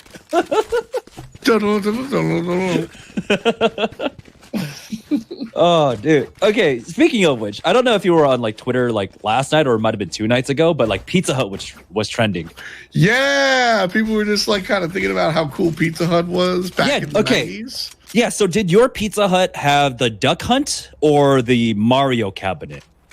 We had the Mario cabinet. You guys had the Mario, right? It was weird because all across Twitter, it was none of that. Everyone was like, no, they had Galaga. I'm like, are you kidding me? Oh. Are you sure? I mean, maybe in the super old ones, but tough. Well, Toronto right now, they're light years away from Galaga. They are 1 away from finishing it here. And Illinois trying to get in their way and doing a damn good job of it. 4 players standing in the noisy jersey. No, they lined up, and No Dick has 1 shot and 2 kills. Yeah, No Dick with a big dick play there, coming up huge. Now it brings it down to a 2v3. This is completely doable. Toronto's Jet, she's got the ultimate. She could just close it out right here, right now. The HP bar is so low, but No Dick, I mean, kind of got the ace, but he needs to get the 6th piece for the ace. Yeah, gotta play it. Gotta play it slow. 40 seconds on the clock. Oh god! On the clock. Oh god! Turn around! Oh no! He misses the shot. Toronto still has 1 hope though. Here comes Poopy Head. All in their hands. This is a great angle. Planted. Pushes past one sight line. Coming from the other. Probably going to check back first. Sees it. Gets hit by 1. 22 HP for the defender. The turnaround. And the clutch play. Buns feeling good about that.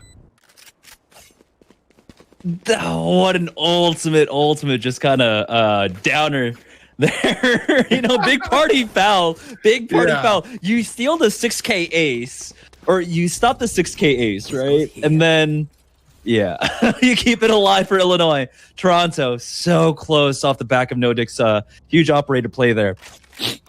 But it's still 4 rounds in a row that Illinois need to even consider being able to win this best of 1. It's not that tough though.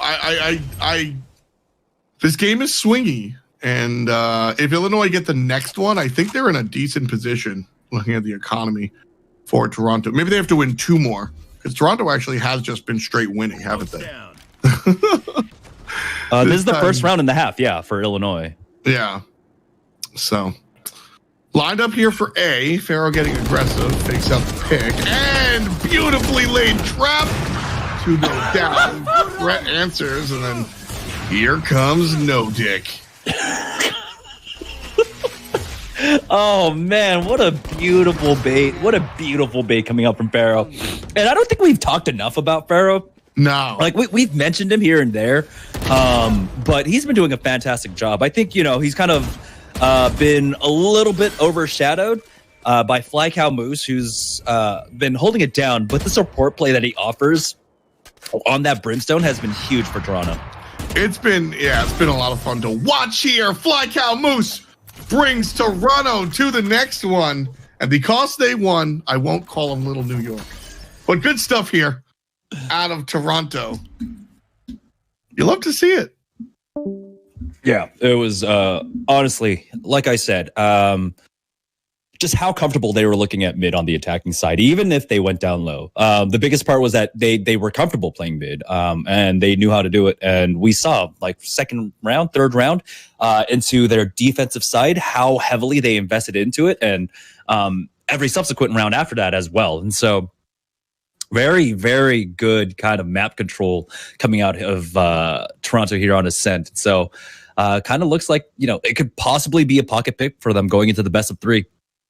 Yeah, I think that's definitely something that Toronto is going to kind of have at their disposal, is the mentality that, hey, Ascent, we know how to, not only is Ascent one of the newer maps, but we know how to play it from the offensive side, which is, fun to see. Buns there, nerves of steel, my man. That was wonderful play there coming out from them.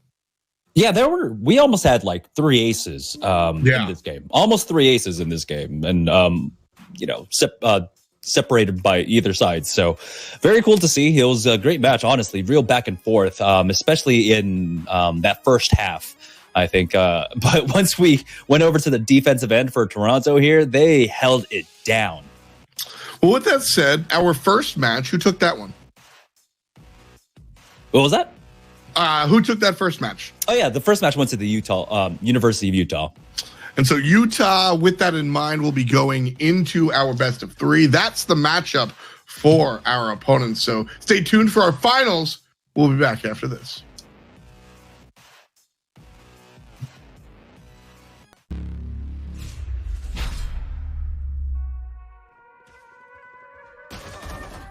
Sidearms provide players with the most weapon diversity in Valorant. With a weapon for all occasions, players will want to familiarize themselves with all of the choices. Today we'll be taking a look at the Shorty and the Frenzy. We'll tell you how they match up to each other, how to use them, and even when to buy them. With completely different firing methods, bullet spreads, magazine sizes, and damage output, both the Shorty and the Frenzy are in a class of their own when looking at available sidearms. The Shorty is a semi-automatic sawed-off shotgun with a large and unpredictable bullet spread, even when compared to its big brothers, the Bucky and Judge. The Frenzy, however, is a fully automatic machine pistol that follows similar patterns to SMGs and rifles, with its recoil climbing before leveling out, but this little guy works best in short 3 to 4 round bursts. Spraying an entire clip from the Frenzy may look cool, but you probably won't be rewarded for it.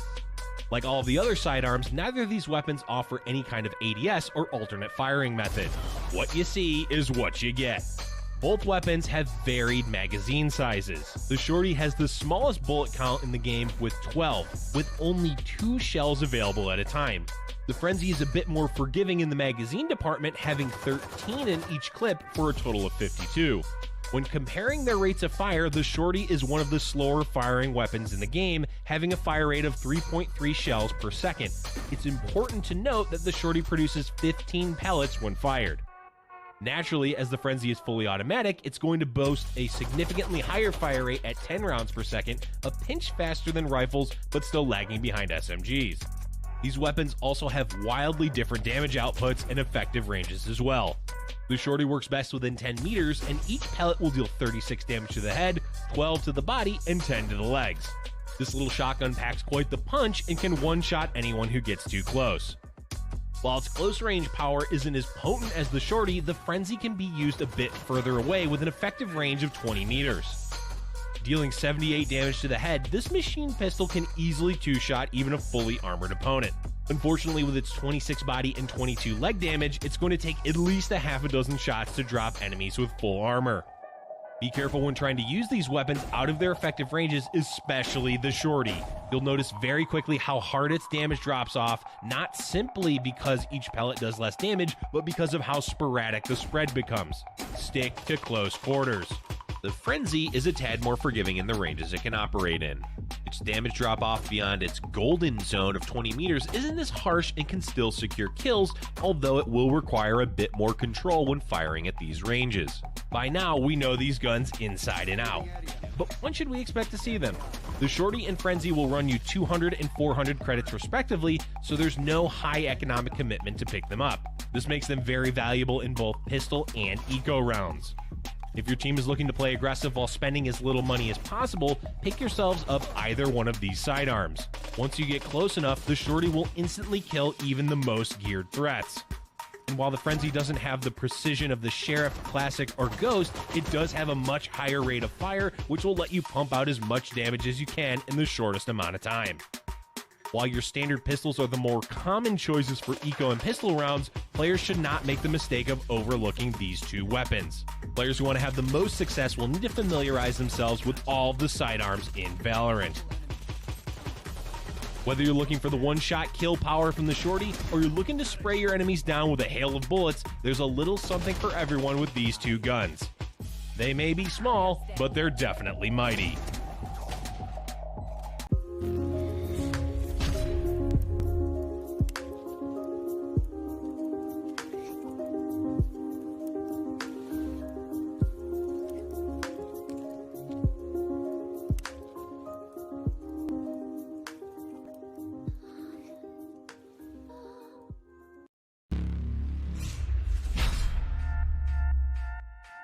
Today we'll be going over the defender side of Ascent by showing you the routes to the two sites, the basic callouts, the common spike plant locations, and the agents best suited for defending them. Let's get it. A site has way more open space than B site, which allows you to play from further angles. Defenders will want to be familiar with the entryways into A site that attackers will surely fight for. These spots are A lobby, A main, mid cubby, and A link. Now let's take a deeper look into the A site. Starting out of defender side spawn, you'll be given three options. 1. You can head left towards A site. 2. Go straight towards mid. Or 3. Move to the right, which will take you to B site. Since we're starting with A site, let's head left. You'll immediately be given two paths that will lead you into A site, A stairs, and A garden. Heading up A stairs will lead you both to A rafters and A window. Defending from A window gives you a higher angle on attackers that may push through A link and A garden. Take notice out of the window here. It's breakable and will always absorb the first shot. Going back to A rafters will give you a higher angle of A site. Dropping down into A site, there are many boxes and angles you can use to defend. Some notable spots are the Radianite boxes in A site, underneath A rafters, or also known as Hell, and behind the generator to the right. Pushing forward and out of A site will take you into A wine and A main. Take note of Ultimate Orb here, as this will be a contested area of the map. You will want to have a defender holding this location. If you go just past the Ultimate Orb, you'll look into A lobby with its deli and gelato shops. Be careful when peeking here, because the attacker spawn is just out and to the right. If this area is clear, you can flank into mid or attacker side spawn. Now let's turn around and go back into the A site and head left. You'll notice a doorway with a panel on the left-hand side. You can interact with this switch that will allow you to open or close the door. The door can be broken by shooting it, and heading through this doorway will take you into A link. To your right will be A garden and A window. Continuing through A link will connect you to mid cubby. Be careful of this angle. Attackers will be right on the other side of the two walls. Another note, the panels can be broken in order to penetrate the walls. Having a player defending this area is crucial to keeping attackers from breaking into mid and possibly breaking through to A site. When retaking the A site, you want to look out for the spike to be planted in front of the Radinite boxes and near the generator. Attackers will look to play outside in A main, up top on A rafters, and below in hell, so check these common spots when attempting to retake the site. When selecting agents for A site, Cypher's a no-brainer. His abilities can perform so well on Ascent, he can even be played at B. Cypher can position his camera to gain intel, while his trapwires and cyber cage are a pain for attackers trying to push in. Omen's also a solid choice at A site because of his Shroud Step and Dark Cover. Omen can use Shrouded Step to change positions, making attackers second guess where he might be defending from. Dark Cover allows him to hold defenders back by smoking off the entryways. Now that we got A site down, let's take a look at playing mid. Mid is definitely an area you want an agent to be holding. Due to Ascent being a smaller map, it means that players are going to be immediately fighting. Attackers want to breach from mid top and mid link. Once attackers have control, they can move into mid courtyard and mid catwalk, looking to flank A or B site. Defenders will need to be highly aware of these areas when playing mid. To get to mid from defender side spawn, just go straight. The area is narrow, which makes it great for close range weapons. As soon as you... Welcome back. And just like that, we're getting into it. Monday Night Fight Night Collegiate Edition. Your boy F. Dot with your other boy Jamerson. And we're your boys. You ready for this one, Jamerson? Oh, super excited, especially after what we saw coming out from both sides. From Toronto, excuse me, along with University of Utah in their best of one so far tonight. And so both teams look like they have some decent tricks up their sleeves. And so I'm really excited for this best of three. The first two maps, we're going to see Bind, and then we're going to see Ascent. And then after that, if we need, we'll go to Split. Our first map, Bind, is chosen by Utah, and Toronto gets to choose offense or defense. They're going to choose defense, which is usually what we see. Map 2, well, and Toronto gets to pick. That'll be Ascent, and Utah will opt to defend, which is different than we saw last time around. So good for Toronto. They get what they want on that second map, in all honesty. So with that in mind, we'll see how they do on Bind. Like that. And I'm excited. You wordsmith you. Again, both teams have shown with the map picks how comfortable that they are. And so Bind is going to be an interesting thing here, right?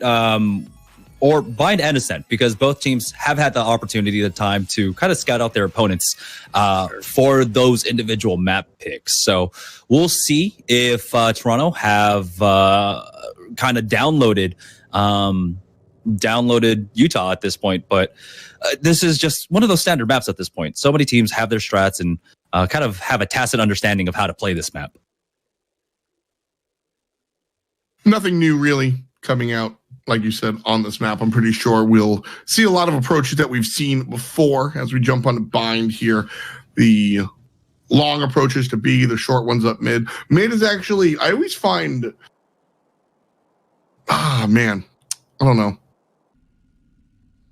Yeah, that short A is like very awkward.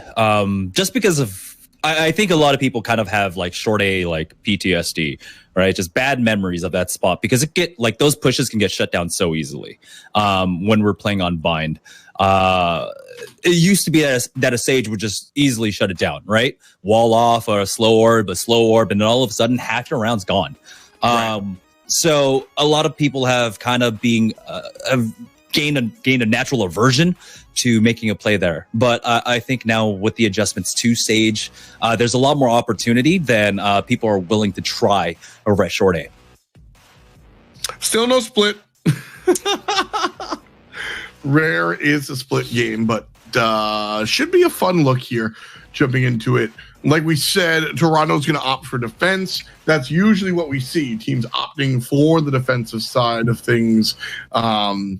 when we saw last game around, we saw the team opt for attack, and that I think has a lot to do with this, with Ascent being a little bit new and just not being, I think, in everybody else's mind. So you can kind of get an additional jump there while you're being on the offensive side. Here for Bind, I think the normal look is to just play on defense. Yeah, Ascent, I think honestly for offense, it's one of the better maps, just for the simple fact that mid is much more easily contested from the offensive side, right? And when we were talking about split, that just wasn't the case. Mid pushes were so easily shut down on split from the defensive side.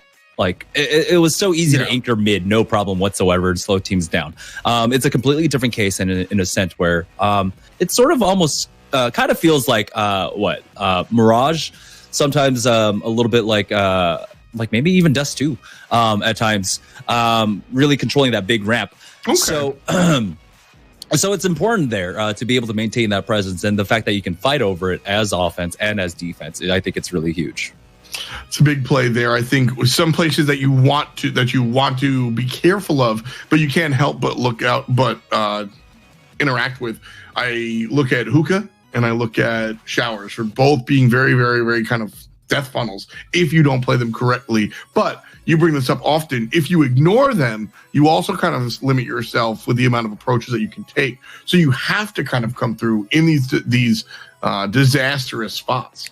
Yeah, we saw from Utah that on their attack, their presence over at Bathroom was probably the biggest contributor to their offensive rounds. Just how much that they forced just individuals to have to anchor the site and kind of stay there. They didn't have a hard rotate from Dominguez Hills because they couldn't. There was always that looming threat of the Bathrooms push, and who knows if maybe the bomb is still lurking over at Bathrooms as well. So Bathrooms is going to be very important coming into this map.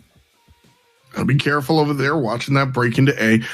Talk about compositions here. I think this is, again, I always bring up Cypher being excellent on almost every map. This is absolutely no exception. This is one of the maps that we see more Raze play on than otherwise.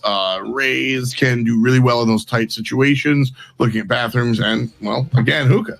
Yeah, her ability to clear out a lot of angles, especially over at A, I think is probably her biggest thing, especially for the offensive side, right? You just go ahead and throw in your paint shells over at U-Hauls or clear out corners or clear out heaven with those paint shells. It's just immensely important how much utility she actually has, especially as a duelist. Having that much utility as a duelist on this specific map is it's absurd. And then on the flip side, for defense, she can slow down pushes herself, right? Paint shells into Bathrooms, paint shells over at short A is going to slow down pushes and do a lot of damage across the board. That's what you're looking for almost every time. When you're trying to handle things from the offensive side, are you looking to change things up at all? We jump into the bind here, or are you still looking for those smaller angles? Is kind of the question I want to keep in mind as we jump into this next one. Toronto and Utah going head to head, a best of 3. So a possibility of seeing all 3 maps here, just off the eye test, without seeing these guys play against each other, but playing against their respective opposition. Who do you think is coming in with a higher level of skill? I think right now the team play that I saw off of Toronto, specifically their oh my gosh, why am I forgetting his name? Not Gangplank. So bad. The Brimstone for Toronto was incredibly strong. Simple things. The how he was able to support his team with the ultimate was really important. But Flame Turtle's ability to be a playmaker and kind of his fearlessness to push through smokes was also kind of huge for Utah. So this is really difficult to call. It's going to be very evenly paced. Ooh. Cool ABC, who has made a name for themselves, pushing up, playing aggressively, gets punished, doesn't get taken out, but not a lot of HP, likely gets healed up. There it is, by the Sage. So no harm, no foul. Utah rotating all the way over to B site and should be successful. The majority of players coming on through long, and the shots are already raining out. Damage goes up onto Hookah Ledge. And No Dick from the back end is in trouble. Smoked off and sealed off. Cool ABC takes out one player. And Cookie Time going to look for the plant. It's a trade out. No Dick and Pharaoh grab two, but Flame Turtle has an answer. Fly Cow Moose, and it's in and out, in and out. The kills have been woven. Utah one standing. She's up there. She's got one. Hobart looking for the secondary opportunity. Player directly across from her at the two. Snap clutch shot. And the spike will go down before the round ends. And so Jamerson, that's a great spot for Utah. Yeah, and things did get a little haywire there towards the middle of the fight, but Utah did a great job. Again, we're talking about teamwork coming out. The simple fact that, of course, they had Cool ABC peeking over at bathrooms, and for the simple fact that he was over there playing aggressively, they had the stage covering. He knew he was going to take some damage, and they were able to get that heal off instantly. But his presence over at bathrooms cemented the fact that Toronto had to keep two over at the A site, and he also even forced out a rotator, third person, to come over onto the A site and kept them there for a while they were getting set up for their take onto the B site. Ultimately, though, it came down to individual aim and a lot of trading power coming out from Utah, as Toronto do invest into this round to really try and combat Utah. Long-range shots from the Sheriff won't be able to find a home. Fly Cow playing up in heaven. Going to be spotted out. Nice arrow there from Leah.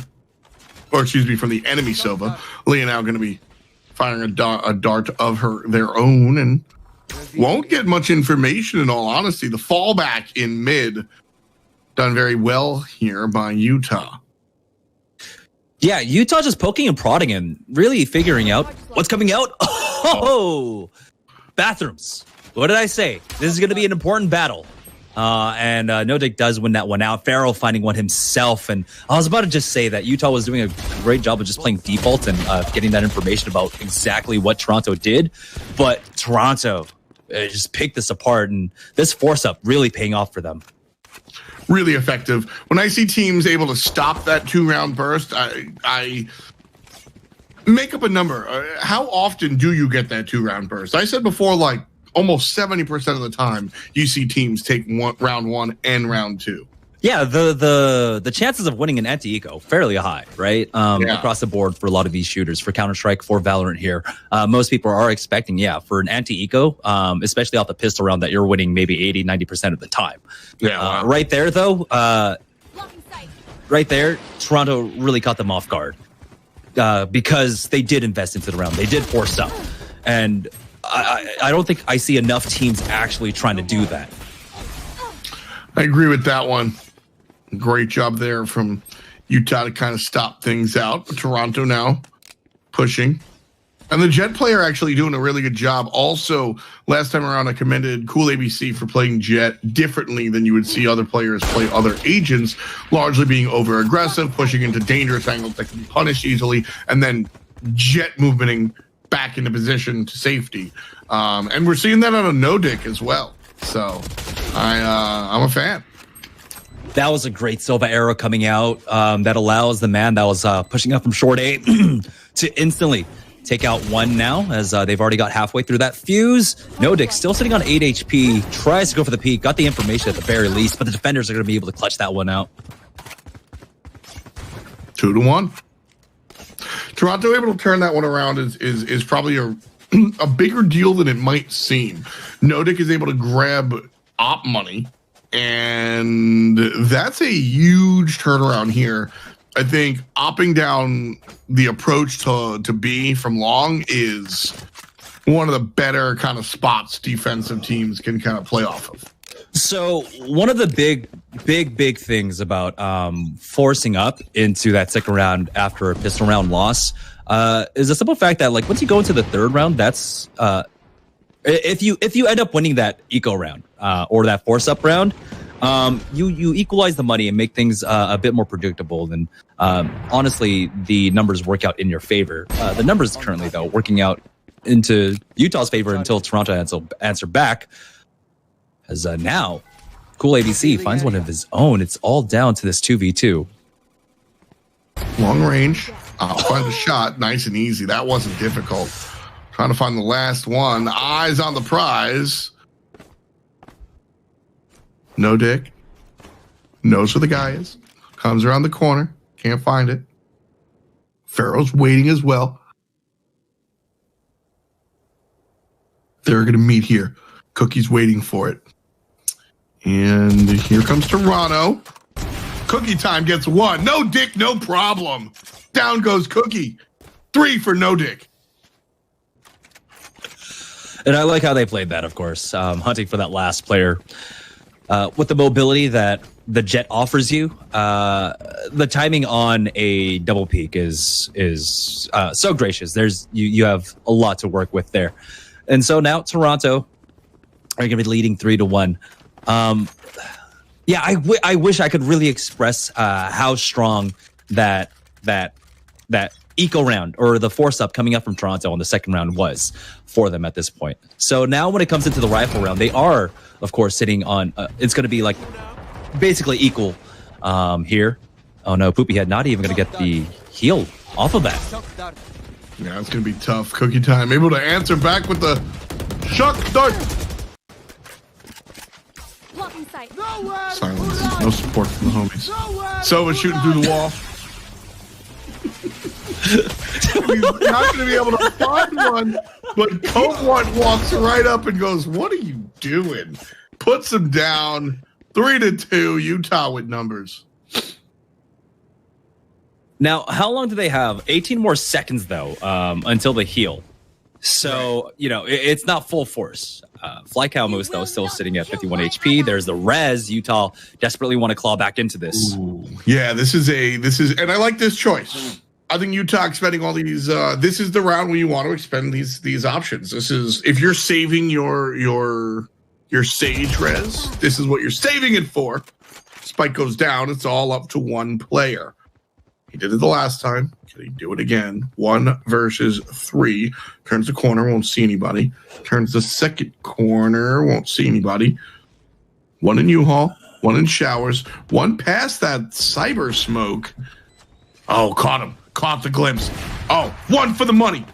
Turns the corner, 2 for the show. And he goes high. The last player to the right, too slow. And attackers are able to take it. Man. Close. Just caught in that pull-out animation. Unfortunately, of course, it's a double-edged sword, right? You can get super aggressive and end up right on top of somebody, but they'll have the drop on you at that point. Have that first shot. And so, Nodic, valiant effort there. That's going to make him 9-3 as Utah bring it closer, but they had to commit a lot into that. So, and it was still super close off the back of Nodic's play. Yeah, not enough though, unfortunately. Utah making every play that they did was exactly what needed to happen. That's why you get the Phantom instead of the Vandal. Trade up, trade down, walking up long. Revealing area. Yeah, if Pharaoh had an AR there, though, he wins that. Picks up 2. Right now, Fly Cow Moose. The nice play. But that leaves A completely open, and the rotation's already coming out. And so they're going to be able to get that post plant. Sova's going to have a nice angle to cut off the rotators if they decide to push up through mid. They can always, of course, take the teleporters, but now the bomb will go down onto the A site. One more time. Slowly walking through. Nobody on site. There's a couple of players. Cool ABC up high, knows where they're coming from. Smoke's down low. Playing the waiting game. Going for the flank isn't going to happen. Cool ABC has to handle himself, and Cookie Time is able to do just that. 3 in the pocket for Cookie. What? Cool ABC loses out. No Dick grabs the kill and is on the run. There's going to be a save here, but that was a hell of a shot. Yeah, he invested light armor into this round, so he understands that the economy is super important. Holding on to this operator is going to be massive for them. So even though they lose that, they at least hold on to the operator. And so now it's all tied up. Utah 3-3. It's a nice play for them. As again, that kind of shows why here on Bind, you always have to have a presence until you see full five pushing maybe through like hookah. That's the only time you pull that fifth person off of A. You always have to have someone on A. Tied at 3. Information up mid. Spike left at home. Utah playing aggressive and looking for picks. One goes down in mid, but Poopy had able to trade back with the CZ. The frenzy doesn't get enough love. I will say right now, yeah. Frenzy. Yeah, it's an awkward gun. Fly cow with the easy headshot from the sheriff. If you're familiar with CS and where I brought CZ from, it's very similar in that it's automatic but low bullet count, which in Valorant I don't know if that's a big deal or not. Frankly. It's pretty important on the frenzy, and that is, yeah, it is definitely its biggest weakness, along with the range of it. You need to be fairly close. The damage drop-off starts, at around 20 meters, 30 meters? Ooh, Andy finding one.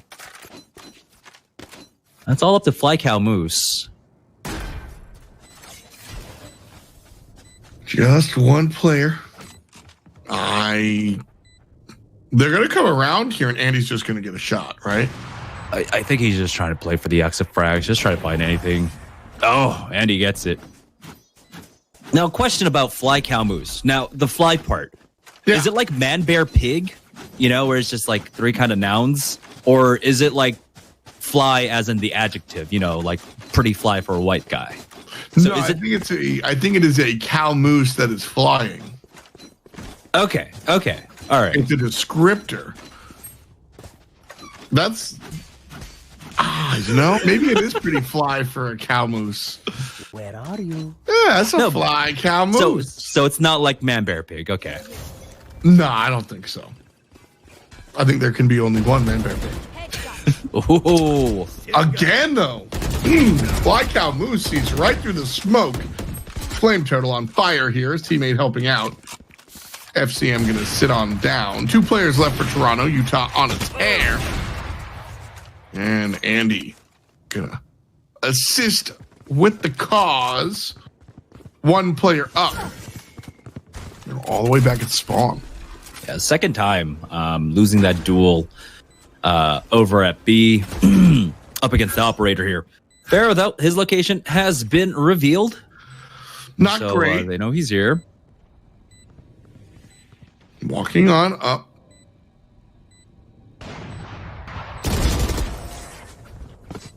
All right. Yeah. There's no opportunity for Pharaoh at that point. Yeah, yeah. That's just how she goes sometimes.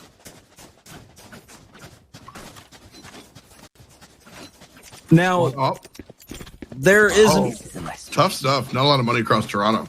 Yeah, their economy's pretty broken at this point, and Utah can run away with this half off of this round. If they get a clean round, don't lose a single person, they basically just have full buys for the rest of the half.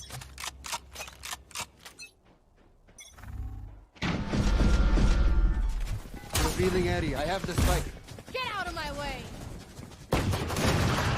Mid. Hard. A is going to be the target. There's no defenders. Andy's here making all the noise in the world. Dragged the entire team over. What on earth made the entire squad abandon A? The spike's down and Utah's good. Of course, it's their eco round, right? And so they're trying to get something done. Just stack one site and hope. I get that. Poopy should already have like a decent read on how Andy was playing with that operator over at B. So the fact that they traded there, in the manner that they did, a little bit awkward. I will definitely say coming up from Toronto. But yeah, again, this is why you always maintain some sort of presence on A. You can't just let them have it for free. Jump up on the box, not fruitful. Koblar gets one high, one low, and grabs the pricey sniper rifle.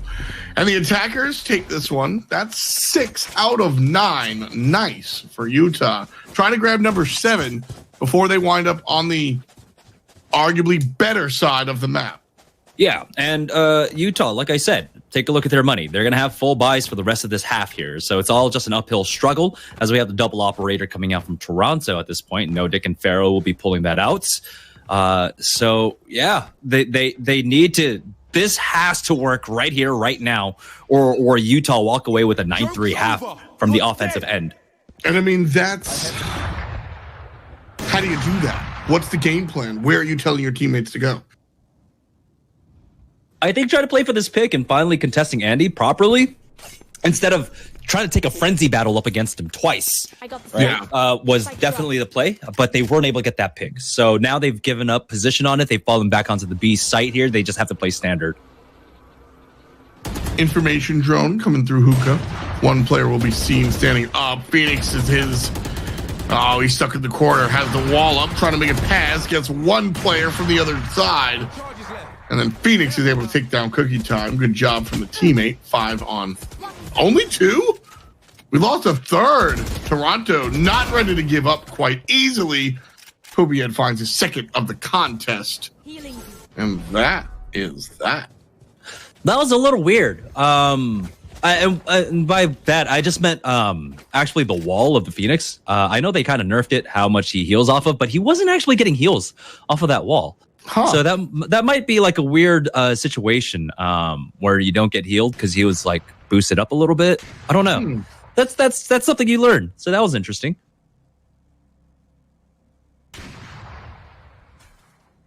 Waiting. Yeah, he's fine. He's inside the teleporter room. He's just waiting. Is that where you should be looking? No, you should be in the corner waiting for somebody to teleport on top of you, no? I have no clue. But I feel like Flame Turtle should have just gone for it. Like I said, their money's good. It's 2 rounds left, and take a look at how much money they have left. They could have double operated. Flame Turtle needed to do damage to their economy, to Toronto's economy at this point. He needed to get some sort of exit, something, anything at that point. So it was a little bit of a misplay, I think, for him to not go for the peak, not try to find anybody.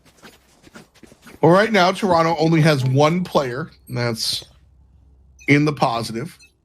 They will be playing 2 operators. Here comes No Dick, the top frag for Toronto, looking for the op shot down mid. Won't be given a target here. Utah playing rather slow, but they are going to opt towards the B site. Just like I said, kind of slowly. Yeah, cool ABC almost had a nice timing there. But that does force the third player to come over here to the B site. No Dick misses his shot, and he doesn't get the jump down. Utah with a huge opening. All of a sudden, Toronto Swiss cheese, but Leah going to come back. So 2 players down on Utah, 3 players down on Toronto. FCM on the backside. Here comes Orbital Strike. Flame Turtle goes down. No more charges left. And it's a 2v2. Toronto is pincered in between, stuck back here in labs. Coolblart finds one. There's still 2 alive because of the res, and Pharaoh finds the 3rd kill. Toronto too strong. The defuse is good. And what once looked so excellent for Utah just looks regular here. 1 away from the half. And that's what I was talking about in the round before. Now, Toronto have a healthy economy to try and finish off this last round. Flame Turtle needed to do damage to the economy of Toronto in the round prior. Take a look. Again, they have money left over, right? He was not hurting at all whatsoever for a buy. He has 4,500 left in the bank.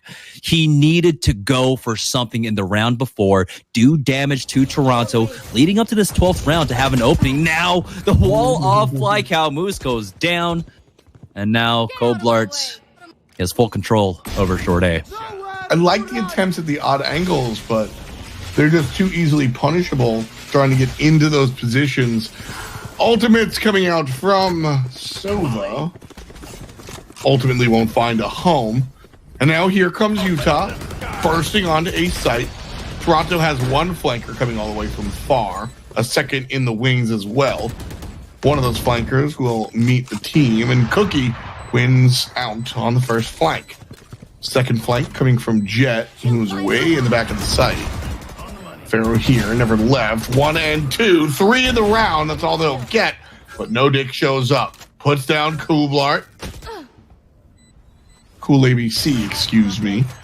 And one player remaining.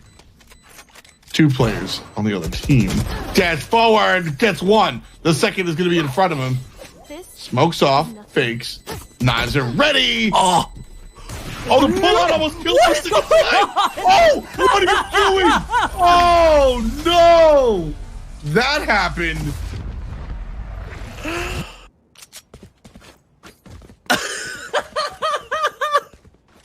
Oh my god. What? I'm gonna wait until Jack can react to that. I mean, yeah, okay. Pistol round, baby. Yeah, that was like clutch or kick. Is that our first knife of fight night? Yes. Yes. Yes. It's definitely our first one for collegiate.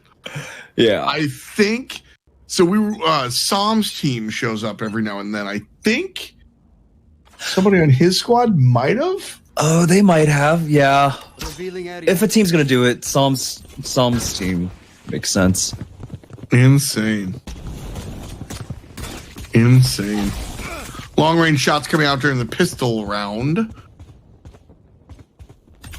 A is definitely the site. Utah, 4 players on it. They're 5th, far away.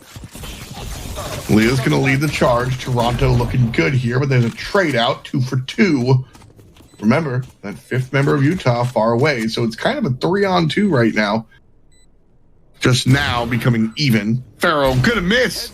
Didn't even get a shot off. Andy shows up, but Andy dies down, and it's a 1-on-1. Fly Cow Moose versus the Sage. Should be the Jet player, Cool ABC. Looking for the fuse. Halfway and then pulls off.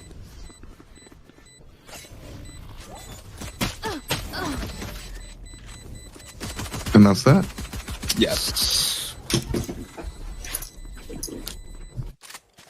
7-6 here. Read the rounds.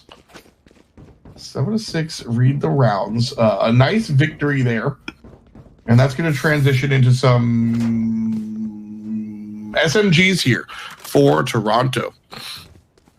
Something interesting, actually, as we watch Toronto as they trail. So Toronto and Utah have established esports scenes at their universities, and Valorant being a newer title, a lot of these esports programs are sourcing their team still. So Toronto is their Counter-Strike team, and Utah is their Overwatch team. So you'd expect some more bleed over from the Counter-Strike teams, I suppose.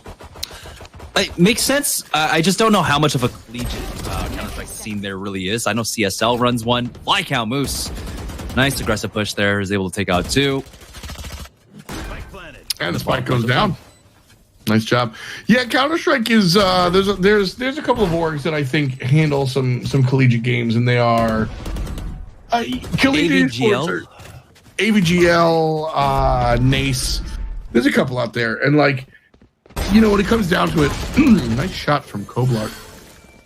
The collegiate world of esports is very much, it's young, you know, tied at 7.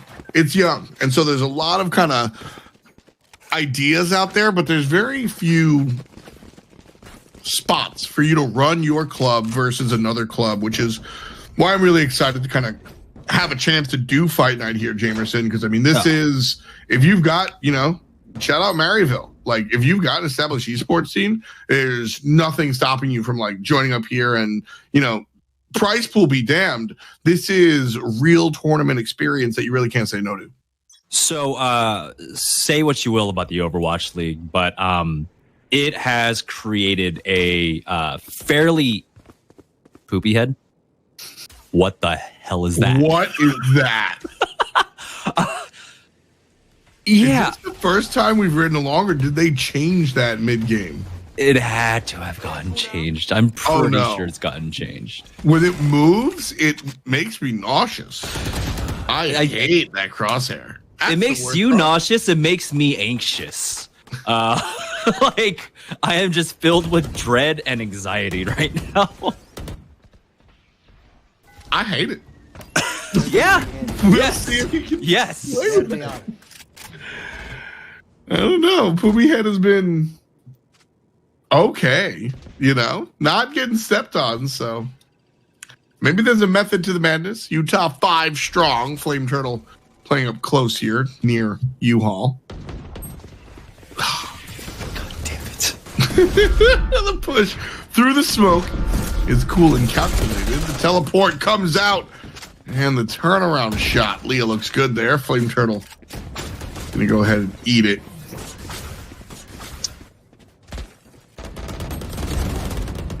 Trouble as the spike goes down. Nice and easy. Defenders are able to take this one 8-7. Utah up. As I was trying to say at the beginning of that round, say what you will about the Overwatch League, but I think the Overwatch League has proved to a lot of players that sometimes pro play shouldn't be your first goal, and that you don't have to prioritize going pro over school, right? There's a very healthy ecosystem, I think, in collegiate, and a lot of schools, like you said, like Maryville, like Harrisburg, like UCI, have committed heavily into collegiate esports, giving a nice pipeline for a lot of these players, so they don't have to delay their collegiate career, that they don't have to put off school. Even Long Island getting involved. Shouts to Stony Brook. We love to see it. Shout out to Rutgers. Yeah.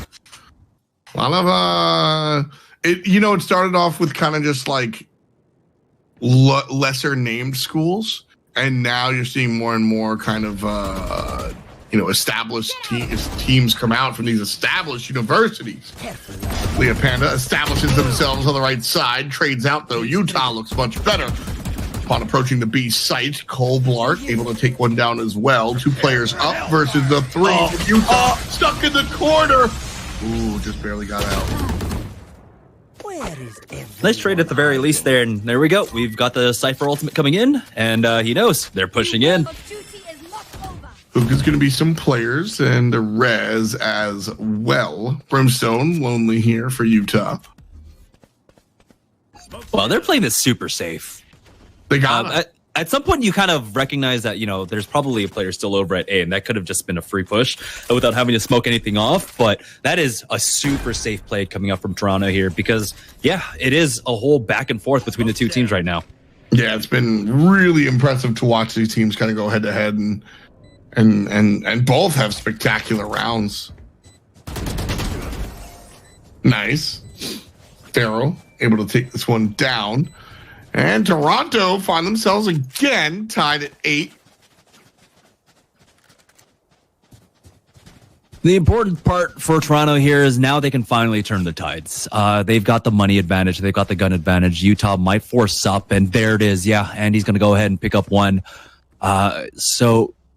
Fighting, scrapping for every single round. Both of these teams, I'm pretty sure it's been mostly force-ups or something. Damn it, Poopy Head. This is just intentional now.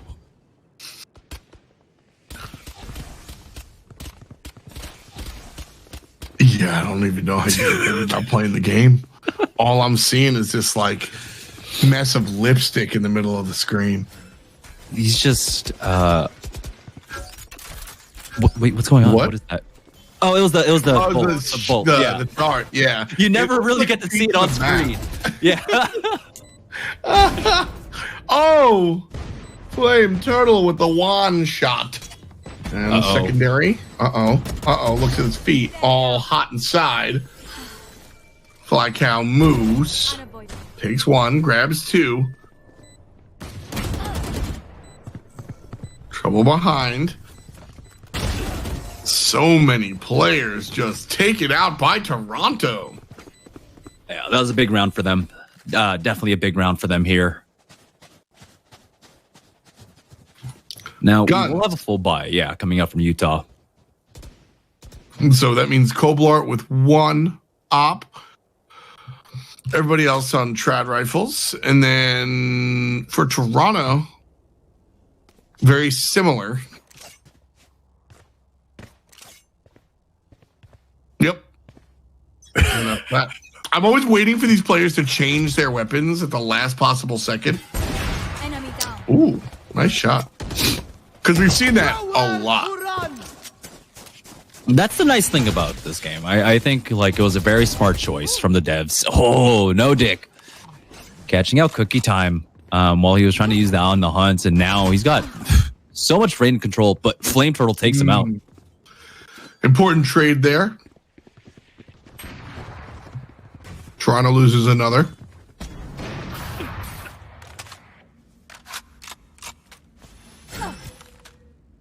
Two left for Toronto. Spike in hand. A-side still the target. Ooh. And that's not going to help. Cool. ABC. 2 in the pocket.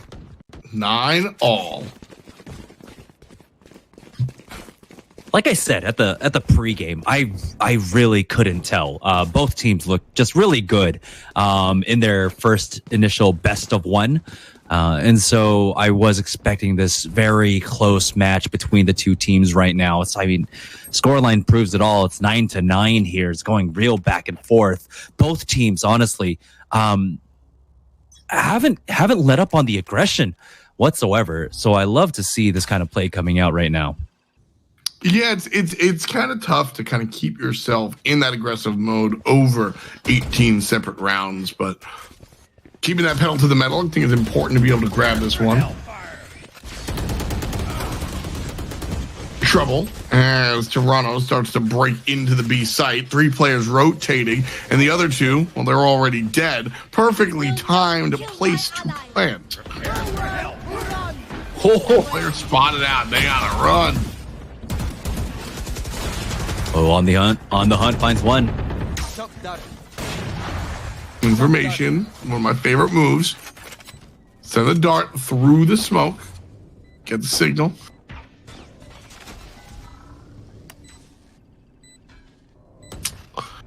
Nobody there just yet. 2 players for Utah, 3 up on Toronto. Here comes Cookie Time over the top with the drone. Oh, wow. What? Beautiful play. Toronto get the kills. How do they even know? It's just some of these off timing kind of peaks, right? How often do you expect someone who's stuck inside the slow warp to go for a peak? Sure. Right. So it's almost like he didn't believe in the audacity of this man to go for this peak, and he got caught off guard by it. So both teams, honestly, at this point, it's kind of just kind of devolved into almost just like a regular pub match. Why?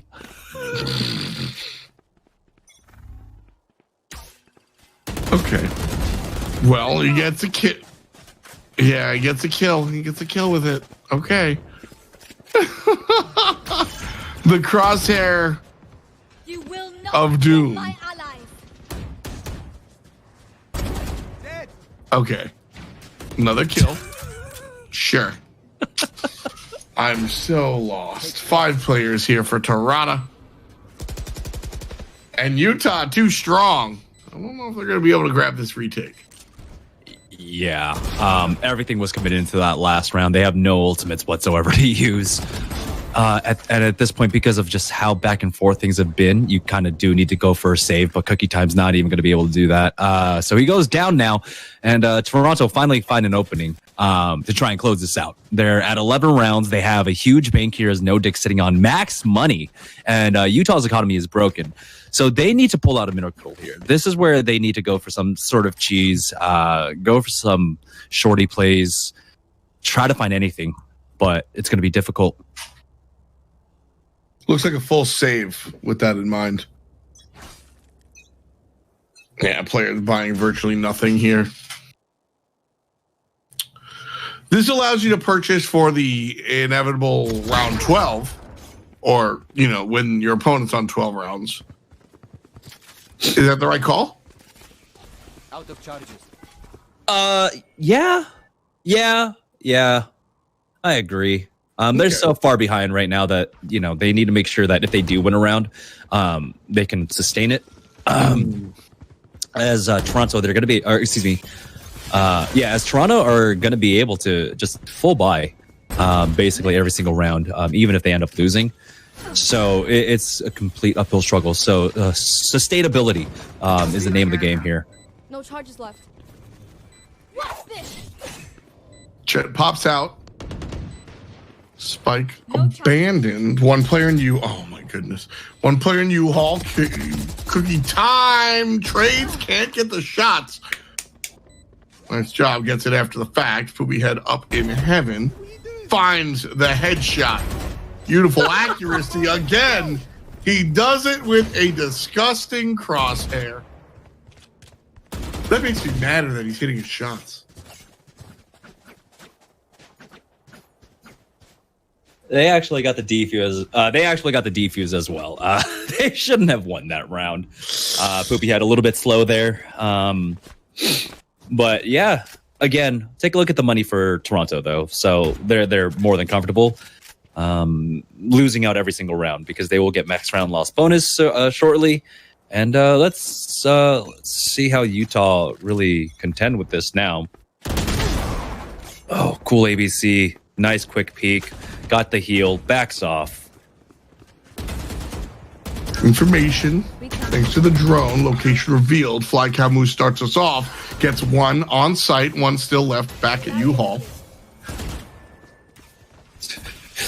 Damn it, Toronto! I hate you guys so much right now.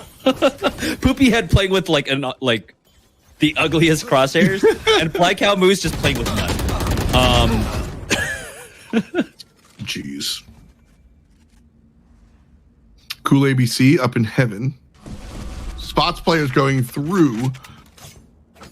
And will now look for the quick rotation. Trades out the op for the assault rifle. And I like that play. Not knowing what he'll encounter on the way. The op is a weapon better suited for sitting in a spot rather than being a little bit more mobile and like with the Vandal. Yeah.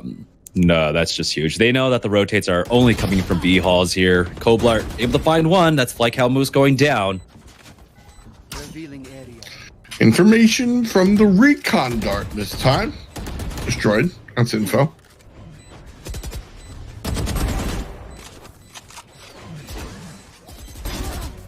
Nice shot. That's going to open up the situation one more time. And Koblar ties us at 11. Back and forth we go. You love to see it, don't you, Jamerson? Yeah, I'm surprised. That retake actually succeeded. We saw No Dick push basically back up to short A and saw nothing. And at that point, you know that the retake is simply just coming from B halls or from attacker spawn. They did not have to play the angles that they did. They could have played a little bit more passively. They could have secured that and then send it over to map points. But now Utah are bringing this back, and there's just 2 rounds left. Gonna be a tough one, a tight one for sure. Farah with a decent angle up here. Not gonna find anybody. No Dick just lurking around the corner. Might be able to find a hole in the wall. There it is. Patience doesn't pay off just too quick. Tough stuff. No more charges. Cage trigger. Hookah seems to be the push from the offensive team here, Toronto. Smokes down in the appropriate spots. Smoked off back. Smoked off Hookah. Here comes the Cyber Cage trying to slow a couple of players down. It looked like Jet is on the site. Fly Cow Moose defending up here in Hookah. 2 players on Utah already in the ground. Now Poopy Head coming around here. Trying to play aggressive up mid. But his teammates waiting on out. And they're going to rotate to A. It's a smart move coming out from them. They already know that 2 players are over on the B site. And so they can definitely run into smaller numbers as now it's just all to Flame Turtle here. The rotates are coming out from Utah already, answering for this. Smoke, not the greatest this time around, but the bomb does go down now as they trade away 1 for 1. Recon Dart up in heaven, trying to see if there's somebody lying in wait. Instead, they walk down the hallway. There's a shock dart. And the regular bullets will do the dirty work. So Spike is planted. Sage here. The only one left. Yeah, turn around. That's the call. Really needs to get this exit frag because we knew before this that Toronto's money wasn't looking great at all. So if he can find these two right now on the Sova onto the Brimstone, it would be massive. Oh, not gonna happen. Not gonna happen. So close though. So finally, Utah's money did get broken. I thought they might be comfortable with the max round losses there, but yeah, now the tables have shifted. Toronto here looking to just finish it all off, and they'll also have a full buy even if it goes to the 25th round. This is probably their shot though. Like you said, they've got enough money in the bank. Oh. Okay, good. That's an important trade out. Koblar gets 2, Fly Cow Moose gets 2, and then Rez is up one of the other guys. And so this is going to be a great push. Leah goes aggressively. Both players do. Spike down. It's massive getting that Sage who had her resurrection as well. So not having that tool, but Andy picks up Pharaoh with the cam, spots 2. Unfortunate there. Fly Cow Moose not able to answer 1-on-1. Andy with 3, trying to keep it alive for his team. Fly Cow Moose with the shot, the kill, and the game. 13-11, Toronto take game 1. And I hate that Poopy Head did his best when he was trolling with the with the crosshair. Like, he really did step it up. They really did step it up. Once they changed their crosshair to dog duty, they looked fantastic. Yeah, I still bottom frag at 13, 9, and 8, but I'll give it up. I was impressed that he was able to get those kills with that crosshair. But yeah, this is definitely what we're expecting out of these two teams right now, Utah and Toronto. Really going back and forth. A really, really close match there, which could have gone either way. So an interesting look here. If we look towards Utah, how are they supposed to? Because this was real close, right? How are you going to look for those extra rounds to even things up? The thing about this match was I don't think you can walk away with too much of like a read on the opponent. It kind of really did just kind of, felt like solo queue, right? It almost felt like that. It was just really scrappy between the two teams. And I don't think you have a proper read. Here on Ascent, though, as we go to the second map, I think there's a huge opportunity to play a little bit more measured and not really, go for these heavy trades, heavy kind of just... I don't even know how to describe map number 1, to be honest. Well, I think the trouble here is that Toronto, I mean, this is their playground now, right? Yes. So if you're playing for Utah and you're rooting for a third round or a third game, obviously, I mean, how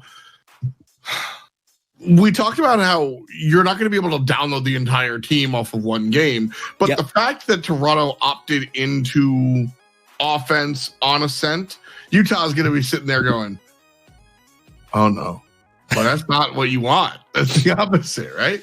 Yeah, I think this time around they decided to start off on the defense, right? Yeah. No, they did not get their choice. They being Toronto, they didn't actually get their choice, which means they will be on defense, believe it or not. Okay, yeah. So I think they look great. Anyhow, regardless, both sides looked really. Oh great. wait, no, my mistake. So again,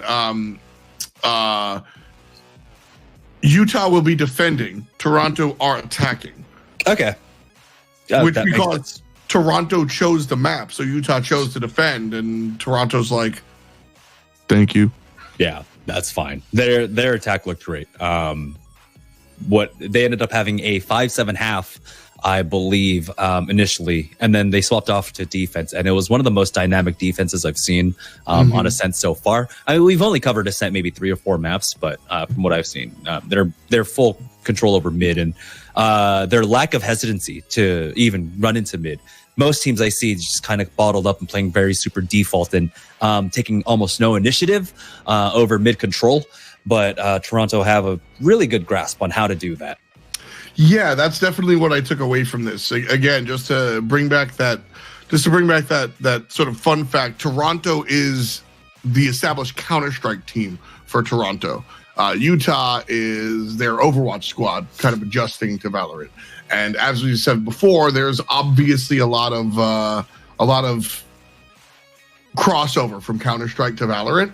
And I think that says a lot as to why Toronto is a little bit more willing to play the newer map, a little bit more willing to play on the attacker side, because this is, I mean, Valorant is, new game, new smokes, new maps, sure, but the approach overall is very similar if you've been playing competitive CS. Yeah, map control in and of itself is a skill set. And as a team, being able to understand how to gain map control over basically getting mid over there on Ascent is super important. And I think it's probably one of the most disregarded skill when teams are making that transition. But Counter-Strike players, of course, just fundamentally understand it if they've been playing Counter-Strike for as most players have, for many, many years. It's a core competency, as we say.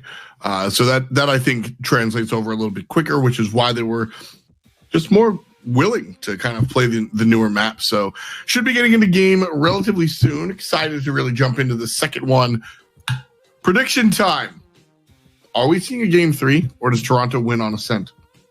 I mean, I think Toronto just wins off of Ascent at this point. The simple fact that, Bind, even though it was very back and forth, they were able to take it. And now we saw them being very comfortable on Ascent, I would say. Only dropping 1 round on their defensive end here on Ascent. Yes. So as long as they get a good start, as long as they could get 5, they'd even probably, be happy with 4 rounds on their offensive end. They're going to be sitting pretty much here on Ascent.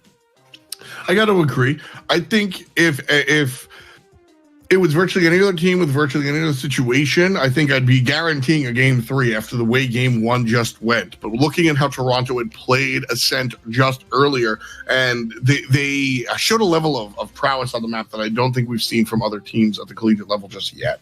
And so with that in mind, I think Toronto will do here what they just did to Illinois. Very, very mindful approach to the game. Very, very cautious or understanding way of looking at mid specifically. I mean, mid is a big part of this map, and they were able to handle it.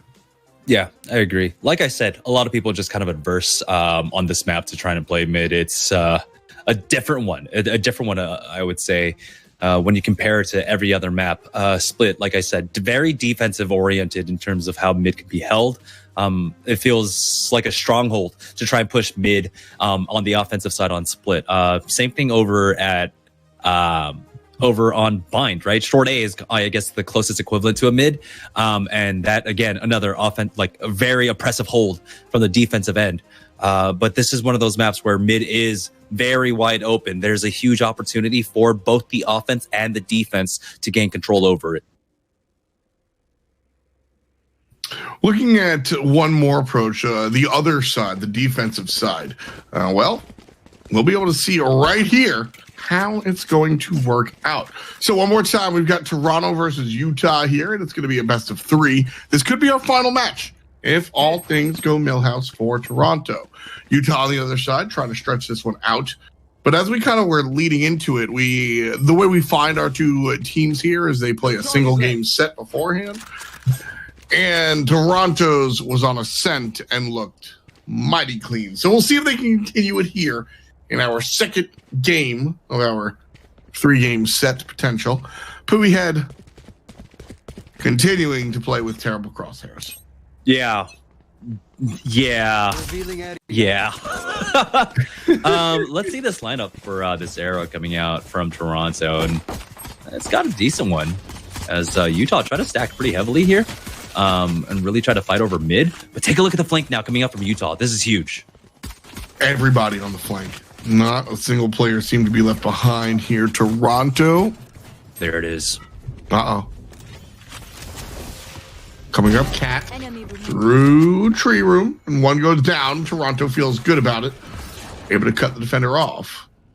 One player up high. I'm not sure if Toronto got eyes on Cookie Time, but they are lying in wait all the way up here on Heaven. It's going to be a 3v3 as the spike finally goes down. Area. But Utah are in a nice position for this retake. One goes down. 3 kills already. Andy trying to make his way back in.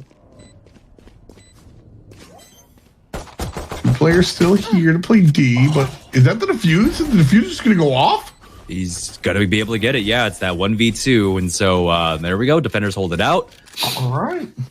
That was just a great play. Here in the pistol round, we saw that we had the Jet flanking all the way around, no presence whatsoever onto the A side, and so he just pushed all the way up to attacker spawn, picked up 2 before going down, and so cool ABC really able to clutch that out for the for the squad in the first round.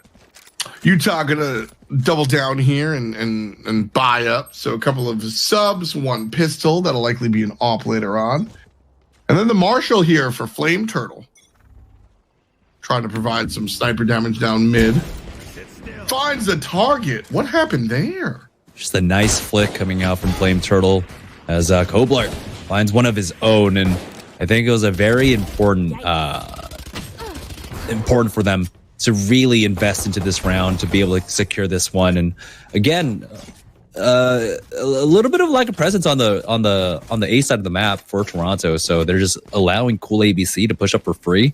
Wonder how much time, how many more rounds he's going to be able to do that. God damn it, Poopy Head. Well, this is something that is definitely surprising. Watching Toronto just kind of drop 2 in a row.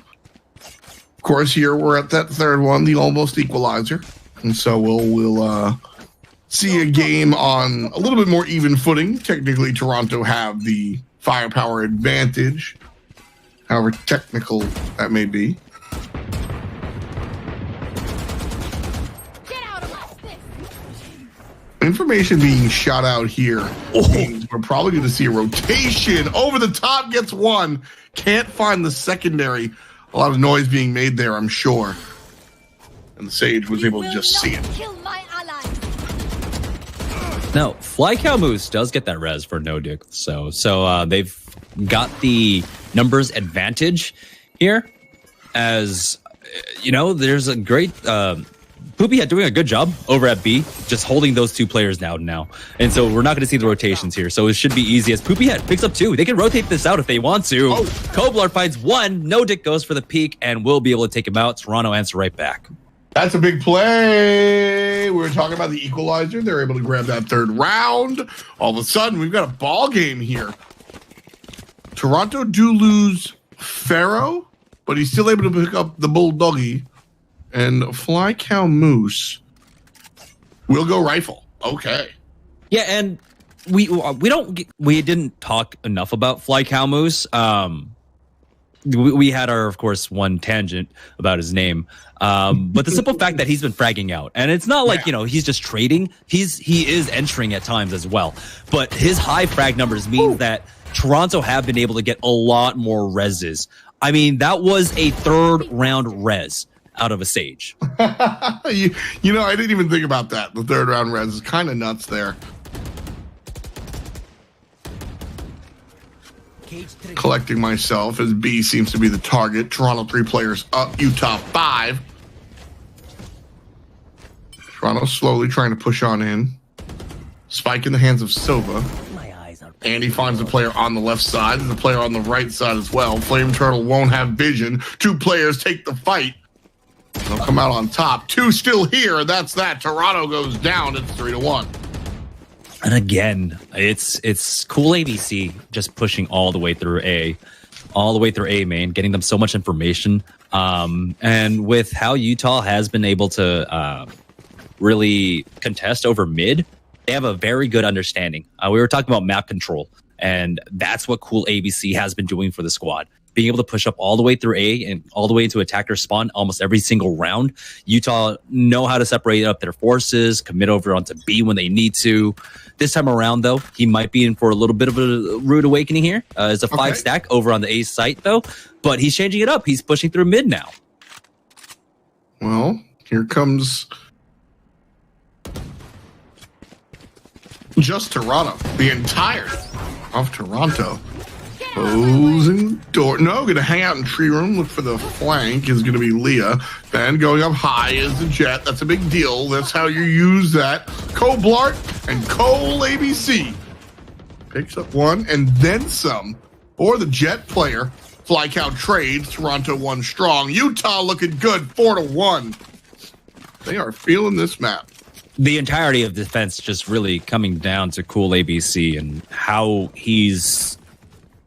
has complete control over the map. Right. Somehow, he's able to find that free lane and gets the flank. This time around, he was able to push up through mid, got to attacker spawn, and then push up through A main and got that flank on the retake. So now Utah up 4-1 up against Toronto. This is the type of game that you want to see if you're rooting for Utah. Toronto getting that sort of momentum in game number 1 is really tough to fight out of. And if you do wind up winning that game 2 to bring us to a game 3, it's usually in the later rounds that you see the resurgence. To see Utah coming out like this, I think is very, very, very good. Yeah, and take a look. Cool ABC once again being not as brazen, understanding, gets that kill, goes for another peek. Oh, man. Cool ABC is honestly just running this map. Well, just gets shut down real quick. Flame Turtle, though, answers back, and only the one player. It's No Dick. And he's going to lose the fight. Flame Turtle with the quadra. 5-1 in total for Utah. Now, Toronto, how do they answer back here? Their offense has just been absolutely shut down. I mean, I like that response, right? The read was to try and get that pick onto Cool ABC, who had been just running through A main every single round. He makes the adjustment this time around, or in that last round, to go for mid instead. And so now it looks like they're just going to try and play 1 to try and catch him out over at mid. This time around, it's not going to work. Good coverage from the long-range sniper. Players rushing onto the B site. And honestly, Utah's here and ready. Toronto's still the first one to get the kill. There's 3 just like that. 2 pistol kills and an operator. And then Toronto looking cute, feeling cute. 5 players up. Planted the spike. Yeah, there we go. Spike finally goes down. It's all up to Cool ABC, and he just needs to do damage. He just needs to do damage to Toronto here. The most important part is that Toronto will, of course, get that last round bonus reset. So as if he can do economic damage, if he can, of course, just get guns out of their hands, it would be huge. Just because Utah had been building up a huge bank before this. Wow. Not honestly the best performance there from Poopyhead, but a slower reaction from the Jet player. 5-2.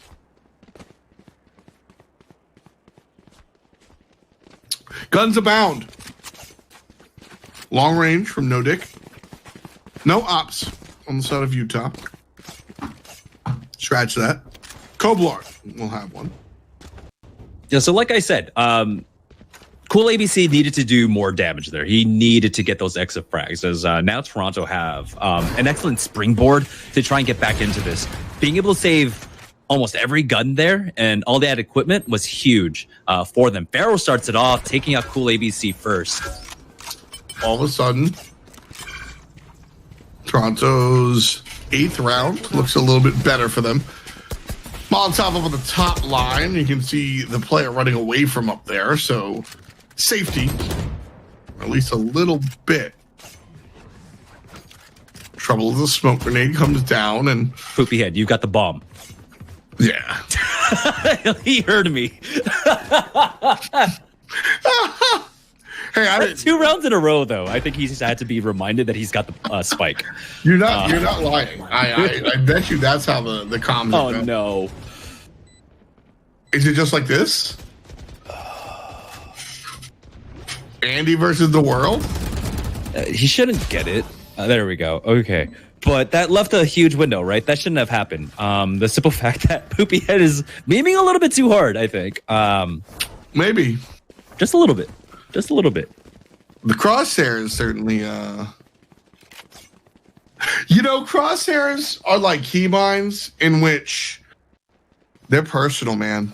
And what works for you might not work for me, but Need a drop, thanks. as long as you're getting the kills, I guess. Yeah. He definitely is. I mean, anything to kind of like get your like mental back in, right? And like kind of get rid of those nerves.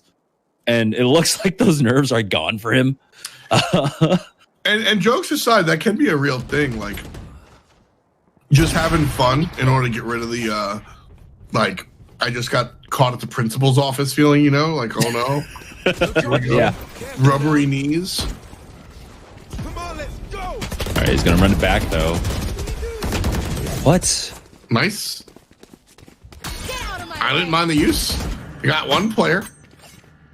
Tripwire activated. That's a problem. Bullets being sprayed. Less of a problem. Cool ABC and Cookie Time causing problems. Fly Cow Moose trying to change things up. 2 versus 1. And Poopy Head's random spray makes it a 2 versus none. I don't know how he's doing this too, because like a lot of his kills have just been like these crazy sprays. Just through the smoke. Yeah. The first one on that last round, that first frag that he found, he just kind of walled them through on heaven. So, Yep.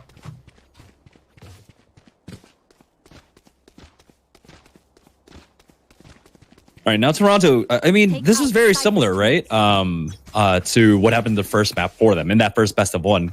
They were down 6-2 before they turned it around in their half. So it looks like they've caught their second win, and they are really getting back into this right now. Cool ABC making an adjustment. He actually goes over to B site this time around, try and find a peak. Still, a big battle over mid now as the Brim is Pharaoh. He's about to run into the Cypher on the other side. Sova damage coming through will spot out just 1 or 2 players. It will get 1 or 2 players. So Toronto, 3 strong, but they're certainly doing well. Utah can't find it. 1 player up. Got him. And we are tied at 5, baby. Just like game 1. Back and forth forever. I think Toronto making that adjustment to not allow Cool ABC to run the map that he was in the first kind of half of this half. Yeah. A lot more focus on mid and A to ensure that he's not able to do that has really allowed Toronto back into this half. Seeing the counter kind of adjustment coming out from him, putting him over on B so that he could try to go for those flanks once again. This time around, though, he's going to be met by 3. Gets taken out by Poopy Head. Big plays all day from Toronto. 3 players strong. Andy's up here. Going to deal with Poopy Head from a distance. Leah goes down as well. Fly Cow Moose also meets their demise thanks to Andy. And the orbital strike won't be enough to kill, but it will separate.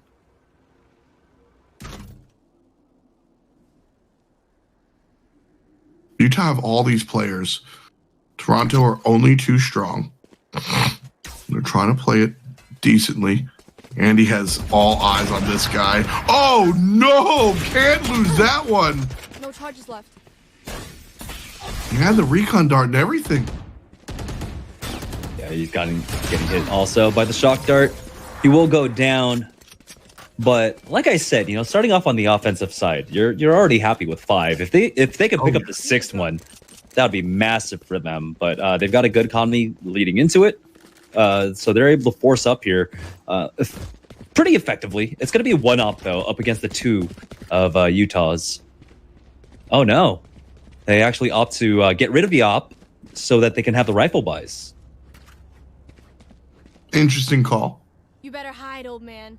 The op has been very, very successful for them. Curious to see them move away from it.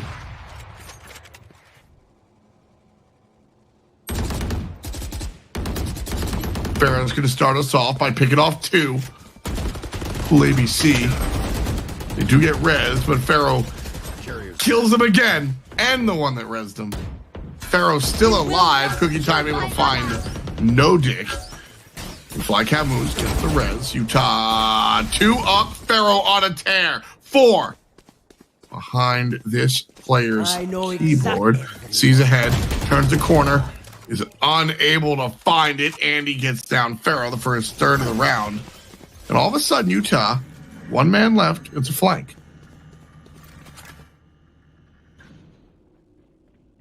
He's over at B main right now. And they are separated, so there's an opportunity. And he thought they were going to plant close, but instead planted for back sight. Where are you going to smoke? All right, smoke down on B. Wasn't looking the right direction. Flame Turtle turns around, 6 all. And for what was a pretty bad start on the half, Toronto really did bring it back there. Oh, yeah. Like I said, they made the proper adjustment. Cool ABC was having way too much map control. As a Jet who completely gave up A site, right? Almost every single round, he would just give up A site to push through A main or through mid. And so Toronto, really great adjustment there to really slow it down and get the initiative back basically on their side. I think at worst it was 5-1 Utah. Toronto has clawed their way back 6 all. You love to see it. Impressive stuff. Utah going to be running up here. Our pistol round. Trade out 1. 4 on 4. Information up top. And trade out 2. 3 on 3. Oh, no. Another one. The jump over won't find it. Is that the Overwatch player? He definitely looked like it. He tried. Oh, my God. Oh, what is this? No, this is the... yeah, Toronto's the CSGO guys, right? So, yeah. Utah. Nice shots from Pharaoh. Pharaoh really stepped it up in these last couple of rounds. Again. Oh, and the third! That leads to the defuse. So I think in 2 rounds, because that last one, Pharaoh had 4 kills. So here, picks up 3. 2 rounds, 7 kills. I will say, though, like, Pharaoh's been pretty solid. Like, his smokes and whenever his overall strikes come down, they've honestly been solid for Toronto. And, like, he does understand and knows how to bail out his team oftentimes with those smokes as well. So it's been a tale of the Brimstones here. As Flame Turtle has been impactful, basically been able to frag. Pharaoh, though, fragging himself. But, yeah, utility is huge. Exactly. Brimstone brings so much utility. You got to use it all. Utah lining up for a fast A push. Wow. Real fast. There's a trade. Pharaoh dies. That's going to be a little bit rough here. Cool ABC goes up high. Will defend and get knocked down immediately. Not something you love to see. Leah comes through. She also finds a kill. Problem on the ground. That's 2 for the Sova player. Trying to find the third. A jumping shot coming out from Andy. But Fly Cow's able to trade. And that be that. Round number 8 there for Toronto.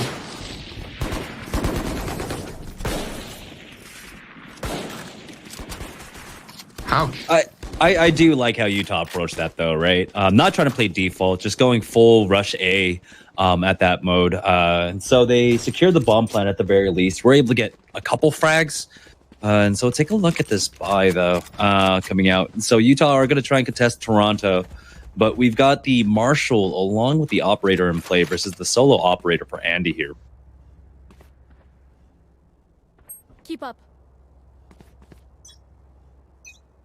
These shots should be good. Andy lines up. Fly Cow goes down. They didn't double peek that. They planned on it and they didn't.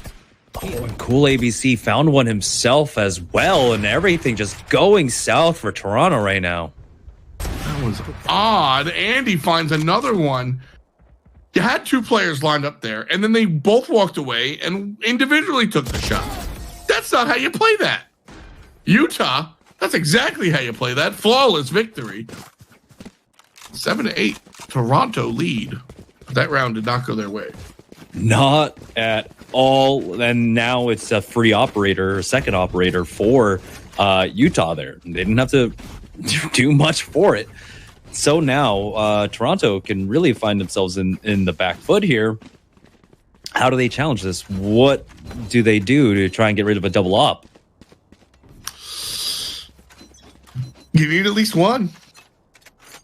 And this is an angle that Toronto has taken before. They double peaked it. They look good. That was just amateur right there. It was not a great fight from them. The majority of these rounds and these matches, I've really talked about kind of both teams playing nicely because they have been doing well. But I think that was an egregious mistake by Toronto in the mid. I think that just should not have gone in the other direction.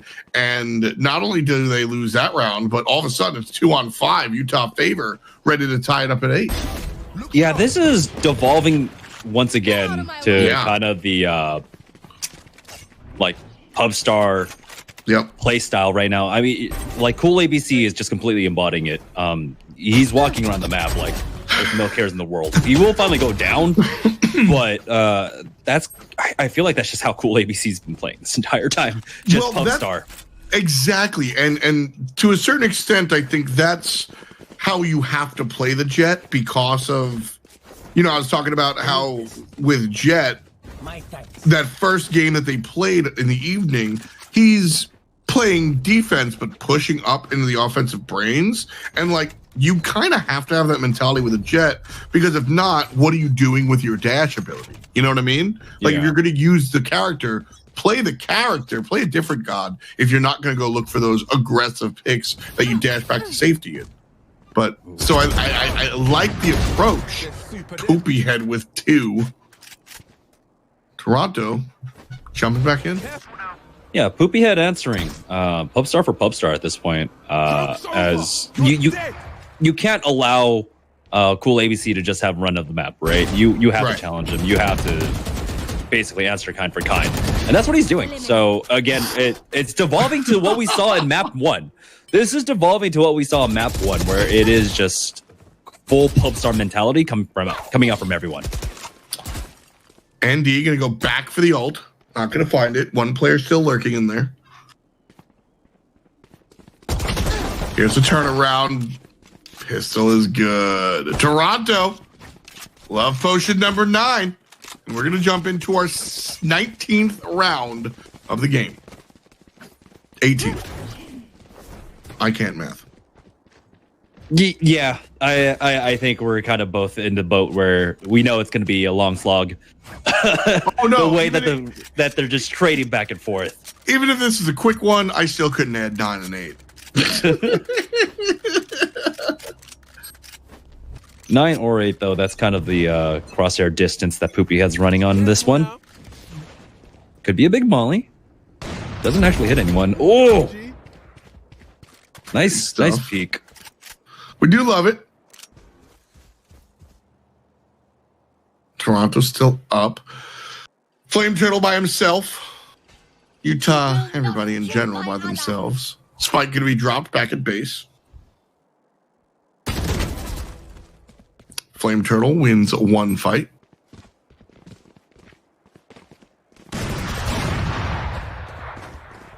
Oh. Poopy had got information. Ops nuts. Here it is. The patience pays off. Spy carrier goes down. Toronto still up. 2 players ready to take on 2 players here, Jamerson. Yeah, it's a 2v2. Now he does have the on the hunt. I'm surprised he didn't pop it as soon as he got that info. What? Where did that? How did that go down? I don't. 1-on-1. Utah fakes a rotate. ND has no idea. Thinking it's all the way at B, and it's not at all. Oh man, what a mind play here. Just when the non-play, the non-juke is the best juke, I'm just not going to move, and you're going to think I moved. He's got time to work with, but he's coming back. Oh. Yeah, I think they took too long here. Did he even close the door? No, it's still open. Woof. 10 for Toronto. That was a lot harder than this player made it seem. There was a definite opportunity there, but yeah, again, I wish I could break it down more, but it's a lot of just pub star mentality. Flame Turtle get the kill, just pushing all the way up through mid by himself, and then wrapping around, getting to heaven, stuff like that. Like these are a lot of things that generally you would not be able to get away with. Careful now. Well, all of a sudden, Poopy Head going back to his previous location, able to get one, but it's a 2-for-1 exchange across the map. And D finds the secondary kill. Utah still pushing, 3 players strong with the spike in hand, looking for the A site, but Toronto are well aware of where they're shooting. A trade out is good, 3-2. Toronto still with the numbers.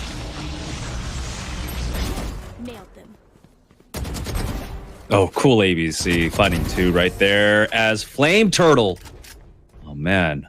They're trying their best to send this to a map number 3. Oof. Toronto. How do they close this out? They are going into the round with similar firepower. Not exactly the same, but similar. Not in the driver's seat. Utah down around has struggled to find their footing, especially here on Ascent. But obviously 9-8, they've been able to do so. Sloppier than Toronto, if you want my personal opinion. But a win is a win, baby. Well, the big difference here between the first time we saw them in the first best of 1 was that on the defensive end, they had so much pressure on mid. This time around, they're completely conceding it. Flame Turtle has put some fear into them, but there we go. He goes down. Leah Panda was able to pick that one up. Yeah, nice play from Leah. Koblart gonna find the res. Cookie time though. Shows up and trades one more time. Toronto 1 down, Utah 3 down. And information on where they're sitting. ND goes up high, pops, and gets taken out from behind. Koblart in the cut. Takes down 2. Koblart, the only hope for Utah. Walking through, finds the 3rd. Only 1 player remaining. Where's that Phoenix? Approaching the site. Koblart gets the plant. Yeah, it's Poopy Head now coming in from B main here. All these timings just barely, narrowly missing each other. Koblart on the other side. Back room is going to be checked in a moment. He's got it slow. He should toss it down B main or over at mid or something. Oh, eyes. Got it. Poopy Head. Great job. Is there time to defuse? Looks like it. He's got plenty, yeah. Easy peasy. 11-9, Toronto. Very close.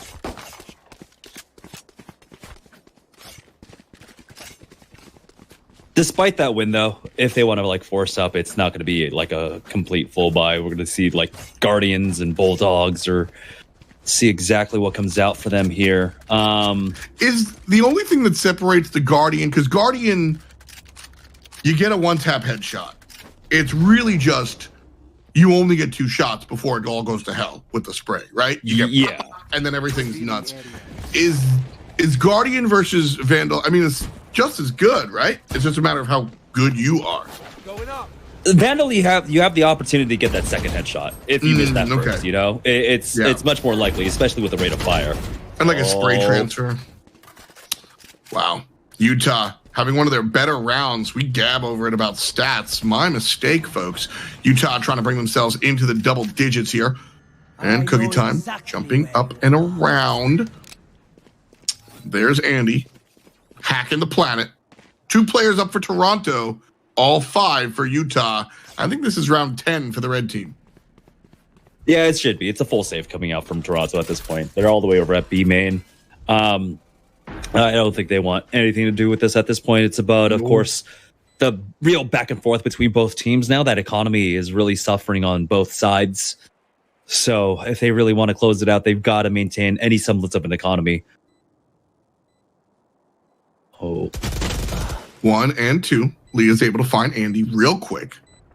Andy, trying to think, did Andy rock the op? I'm not sure. I wasn't looking at what he had. Well, Leah goes down. Oh, 10-11. Utah with one of their better rounds of the match. Forget this game, of the match. Uh-oh. That's big. Take a look at their economy. They've got nothing for Toronto, so they might have to just concede this round and then try to play for their 12th and 13th. It's gonna be very rough. If Utah get this win, that means they can just buy out for the next few rounds. So this is going to be a huge momentum changer here for Utah if they take this round, which they should be able to in this anti-eco. Where's Flycow going to be playing? He's the only one. They're the only one with a rifle. Poopyhead sees the info, heals up. We'll make the call and likely fall back here. Pop off the top. Oh, probably could have hit it from that robot. Won't be the case. 1 for 2 here. Toronto 3 strong. Utah all good thanks to the res by Colblar. There's the kill by Andy. Man, everything coming up Millhouse for Utah. ND, though, does find a shot from a distance.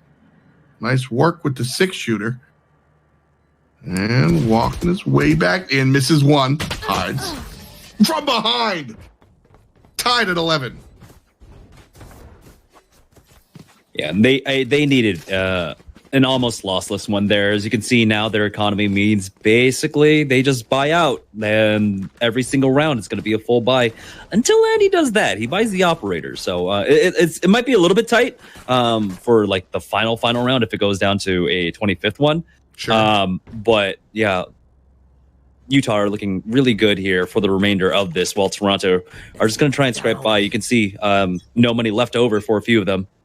Yeah, it's going to be real rough, but not down, but not out. As Poopyhead and Fly Cow Moose show just how strong they can be. Cookie, though, gets one through the wall. Still, Farrell follows up. 4 players up for Toronto, 3 on Utah.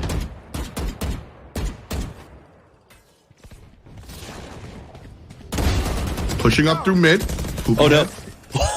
Fly Cow. Game point. Toronto went away. Yeah, a little bit of a ton of vision there as he did not respond. But again, like I said, Utah will have just the ability to completely buy out once again. So it's not the end of the world for them. They can tie this up here. Toronto, though, we'll see exactly how they respond to this. They're not going to have an operator in play. Neither side, actually, picking up the operator this time around. Joke's over. You're dead. Ooh, right off the top, we're going to have Phoenix running down mid. Koblar, the only one to get a kill here. Poopyhead didn't actually do anything with this ult. Shot into the smokes, gets picked off. Not a great run it back. Poopyhead didn't even get the information, because that's usually what happens. If you don't get the kill, at least you get info. No idea where those bullets came from. Toronto with the same 4 that Utah has. The difference is, of course, the res, where Flycout Moose is going to be able to bring ND back into it, and he picks up Hublart. That's huge. Now making it a 5v3. Now that's all the info you want. Jumped up and saw the entire team got out of there. Cookie time walks on through. Pop, pop. 2 players lurking in this connector. Cookie time. Playing it carefully. Good head clicks. That's the 3rd for Cookie. Can't find the 4th. Leah turns the corner. It's Leah versus Brimstone. A 3rd of HP for the Sova player. No eyes on Brimstone. He's at A. She's at B. Trouble here. Spike planted. Leah's going to approach from the top side. They're going to really give it a shot here. You just kind of have to go for it at this point. There's no reason not to. So now, pushing up from heaven. The difficult part is that, of course, if he still has the molly, that could just be the end of it. If he's got a nice lineup for it. Well, there's the defuse. No lineup. He's just coming. He's coming right through the wall. Oh, no! Why did they try to stick that? I guess they assumed maybe with a full-on rotation away. Like, rough stuff. 12 points. Everyone. Toronto game point. Match point, excuse me. Utah. Match point. Game point. Let me reiterate, folks. Best of 3. Toronto owns the game. Should they win this round, that's it. We go home. You get your sushi. Utah, on the other hand, if they win this round, we do it again. We've got the operator in the hands for Andy this time around, and he's going to go for this mid peak.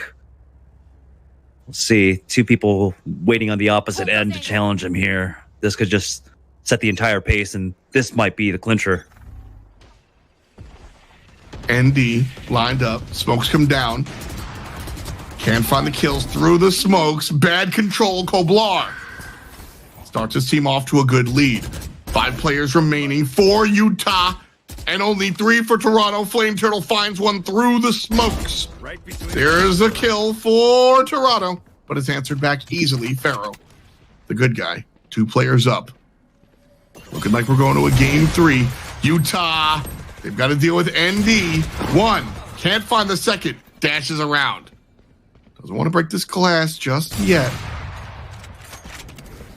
Got to be careful here, Jay. Reload. 1 bullet left. Oh my goodness. Can't see anything. Finally gets visual. Spike. Still time to be defused.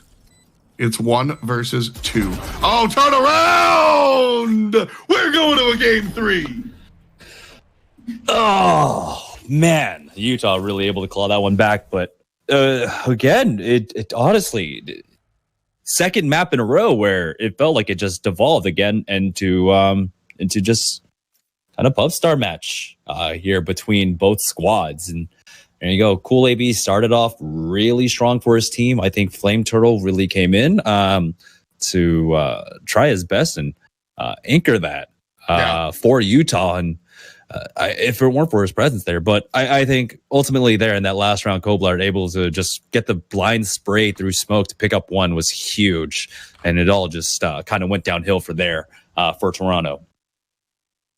Not even just that last round. The last couple, Koblar brought this one home for Utah. I think if it's not Koblar, we don't see a game 3. The Sage player was at the bottom, sitting at bottom frag almost the entire contest. And then when they needed to, Sage turned up and brought us a couple of wins. Yeah, he turned it on, and it was very important, especially at the time that he did. But These aren't clean wins from either side, and so now we go on to map number 3, and I'm back at the point where I don't know. I have no idea who's going to be able to win this. I don't even know what map we're going to. We are going to Split, so that should be a fun one. We rarely get a chance to see Split. We should jump in there relatively soon. So looking at this one, I'm thinking, my mind's in compositions. I'm deeply thinking about compositions. We haven't really seen too much change up. The Jet repeatedly coming back for the players. I don't think there's going to be any change up there. I think we're going to continue to see the Jet. We might see Jets. I think we might see Raises. The opportunity for Raises to have big plays is much bigger here, especially with how choky a lot of the sites are. Try to push A, Raise shuts it down. Try to push mid, Raise shuts it down. Try to push B main, Raise shuts it down. So I feel like if we're going to see anything, we're going to see some Raise swap offs going on to Split.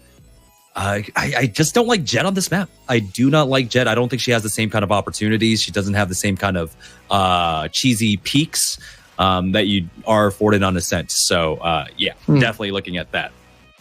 I'm there with you. I think that what Jet gets away with the best are plays like we saw on Bind, where you can push up long B and not get punished for being too aggressive because you dash back. And also height, when you can play with height and get above everybody. But you can kind of do that no problem on Bind, on Split, regardless if you have that boost, right? There's a box on the entrance to B maybe, but besides that, I mean, you're totally good. I agree. So I don't know, maybe it's finally time that we maybe see some Reyna. Please. I think possibly the Phoenix play. I don't think like they need as many duelists here. Even though like Poopy Head did some decent work here on that last map, I don't think they need as many duelists. I think having some more utility, try to shut down the other side. I'm surprised we haven't seen a breach of all things here. The CC that he kind of affords can really slow down a lot of what the pub stars do, right? Having that slow, having the flash, all those things. Breach is hard to play. So here's my thesis on Breach is that I think Breach is one of those characters where if you don't, there's no feedback if you hit your stuff or not. So until you play over and over and over again, you don't really know if you're actually hitting your Breach stuff. You don't really know if you're flashing them. You don't really know if you're hitting them with the bounce. You don't really know if you're hitting your ult. And so you got to spend a lot of hours in the gym on Breach, and the composition is the same one more time. With all due respect to the team showing up, I don't think these guys lab like that. And I think Breach is just a character that requires a lot of hours and a lot of like understanding how the maps work on an intrinsic level. So I think at this level, I would rather just see my teams kind of do this and return to, hey, what are you good at, bro? And just play that. And now, first round here, as Toronto, they do have mid control currently. Fly cow moves. Ooh. Trade it away, though. 2 for 1. That's a nice trade for Toronto. A little bit of a bounce back. Shuck, dot. And Pharaoh goes down. I'm always going to do it. Trick shot. Can Koblar keep I'm going to say Koblar. I said it on accident once, and I'm going to keep with it. Can Koblar keep the momentum that he had in game number 2 for game number 3? Because like I said, this was previously the bottom frag. That might be why they repeatedly wind up on the Sage. But those last couple of rounds were really, really beautiful. Yeah, Koblar, dinner cop, making sure no one gets their dinner at this point. Now it's down to a 2v2. Spike does go down. See how this retake goes. Still needs to wait out that rotate all the way through attacker spawn as well. So they do have a nice angle to work with. They need a double peek. There's a ramp, but he's just able to take that one duel. He does trade back. Now it's down to a 1v1. Big stuff coming out. Arrow showed up on the site. And checks right, it's empty. Checks left, it's empty. Fakes the defuse. Everybody knows it's fake. Doesn't matter. There's a secondary fake. Cookie Time trying to come around. And all around the mulberry bush, there's the defuse. Not going to stick it. Oh, click, clack. Oh, he didn't get that half. And so now, yep. GG's. Nice try. Nice try. If you kill 4 players, do you get the ace for dying to the bomb? You see how they got the 3rd kill on himself? That'd been great. But yeah, properly played by, who was it, Leah Panda on the other side? Yeah. Of course, understanding that you only need to peek to stop the defuse and try to get him off the bomb. So properly played. I like that. Just very good fundamentals here. But again, we're seeing just the fact that it's going back and forth. It's gonna be a slog. If this is gonna be another 24-25 rounder, probably.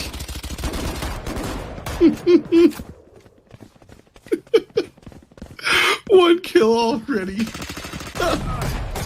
I'm laughing at the bleachers. Yeah. So Toronto's walking on through. 2 players down on Utah. Canada looking strong on this push. 1:15 on the clock here. They do have 1 player lurking. I don't know why. And the rest of the squad is here on B. Poopy Head doing well. Getting that kill. Spike planted. It's all up to Cool ABC. Don't know if he recovered a gun. There we go. He goes down.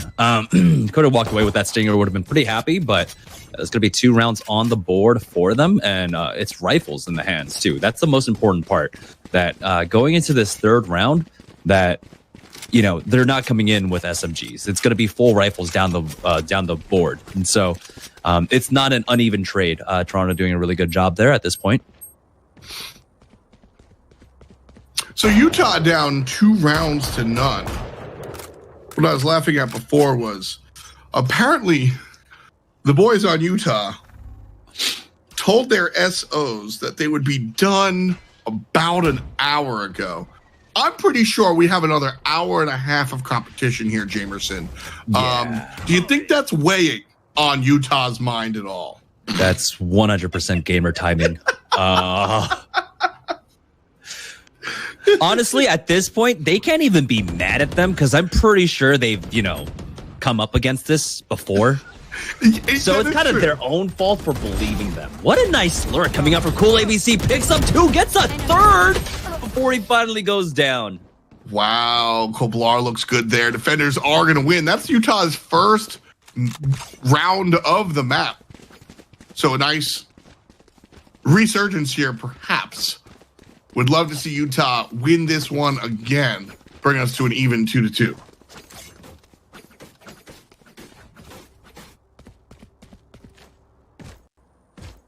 Again, you can't let that happen. That was just Pubstar stuff, right? It's just pushed all the way through sewers. Pushed all the way through sewers. Why was no one watching sewers? I mean, and that's, you got to watch out for these flanks, because you said the Pubstar stuff. I was making fun of the fact that the attackers had their flanker at the other site, and then that Jet player was literally the one to end the game. Mm-hmm. So those filthy Frank flanks are a big deal in these games, I suppose. More coordinated efforts will shut those down by always having somebody watching your rear. Watch my 6. You see that often at higher levels, and so players have to be a little bit more aware of the flank potential. And yeah, that player is really killing it now. Oh. Cool ABC getting caught out there. Colbar. See, you got me doing it now. Might actually get the ace here. Koblar with Cuatro. Trying to find number 5.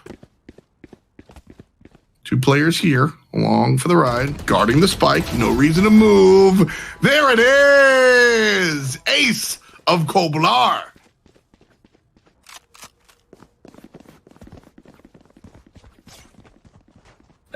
Yeah, this is going to be 25 rounds. This is going to be 25 rounds again. How late's that sushi place open, friends? Well, like the other thing is, like, I haven't been able to mention it, but there were also plans to go climbing. It's like, You're climbing What? the leaderboard tonight. Yeah. I don't know. I want to go climbing. Shucks. Get out of my way. Smoke's coming down mid. Cool ABC has no chance. Not even a blind shot. Won't take it.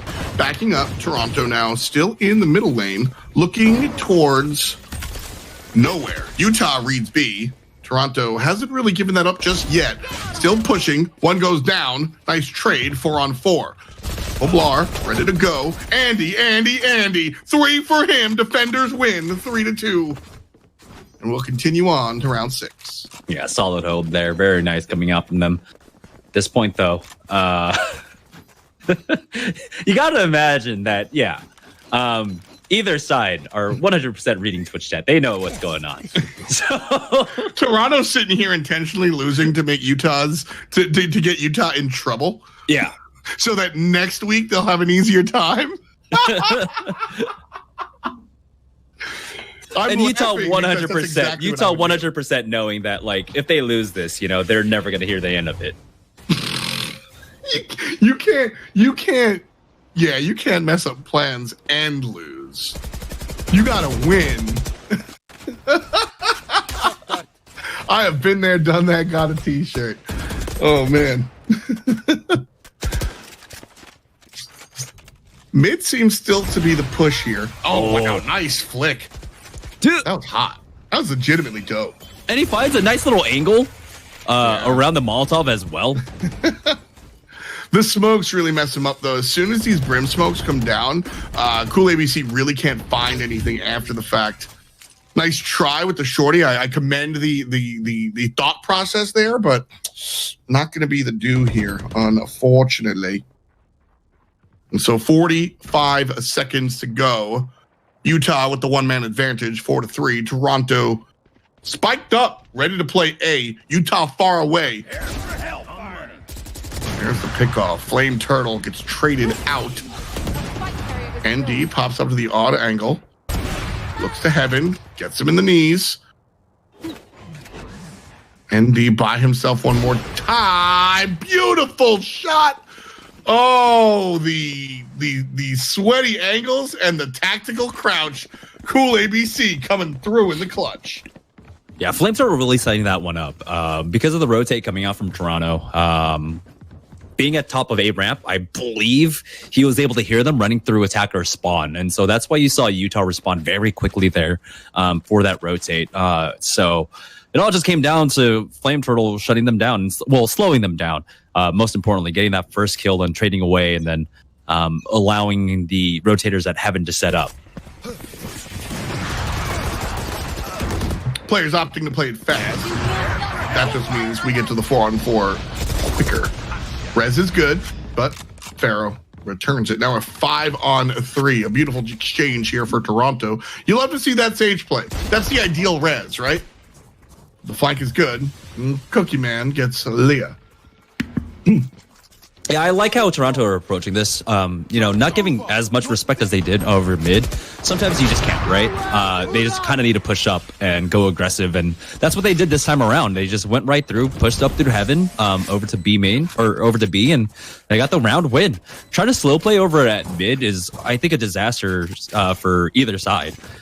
So I like that. Gotta like something there. Rifles coming out. Cool ABC will have the op one more time. Very successful play.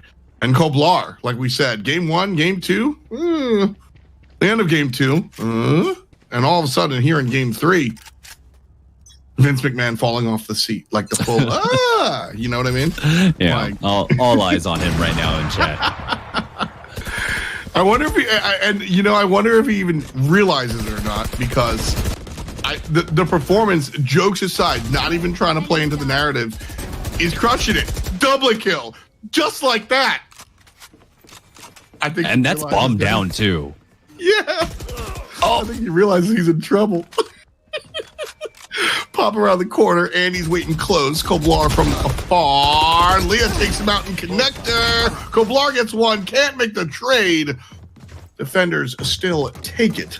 5-3.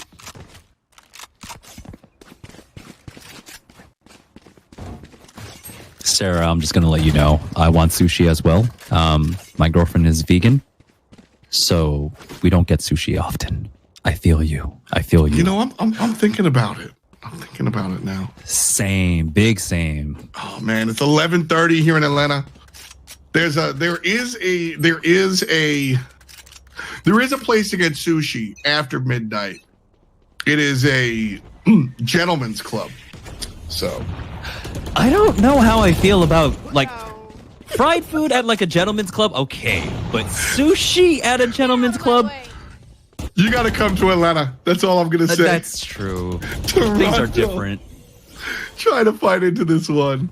And Utah, 2 remaining. Cool ABC trying to be the savior. Grabbing one. Teammate reses another. All of a sudden, it's an even game. 2 on 3. Utah actually have the advantage as they look for the defuse. Player from behind. And that should be the stick refuse. There it is. Done, son. And 6-3. Again, it's really good tempo coming out from either side. But Utah there again, it's just this kind of pub star mentality coming out from all their players at this point. Dude, you know, I'm here for this. Is a fight night. Yeah, This is right. We're getting some just. I was gonna say raw, but that made me think of sushi again. Just unrefined combat, just going for it. And honestly, I'm kind of here for it. This has been fun to watch. We've seen different players step up. Koblar is destroying it. No Dick was doing it before. Pharaoh had his time in the sun. Cookie Time was shining as well. I feel like all the players on either squad has kind of, you know, risen up and shown their moment of zen, so to speak. And, you know, now here we are, game 3. Everybody just do it. Let's have a talent show. I miss John Stewart. I love Trevor Noah. I just miss John Stewart. Who doesn't? Yeah. Who absolutely doesn't? I'm here for that one. Pharaoh's here for that one. Nice Good wall. wall. Oh, maybe not. He can get half. No, he can get half. Oh, Oh, wait, What? orbital strike. Oh, they don't know. Scotty doesn't know. The defenders do. Utah 7-3. That's not how that's supposed to work. Oh, no. Pharaoh. What happened? You know where it's did he just click too quick? Like what? I don't. Rough stuff. Rough stuff. And I said like so many good things about your brim. I mean, me too. It's No, I mean, hurting me. I mean. There they are. Yeah, me too, production. Cookie time. Gonna start baking this one. Curveball around the corner.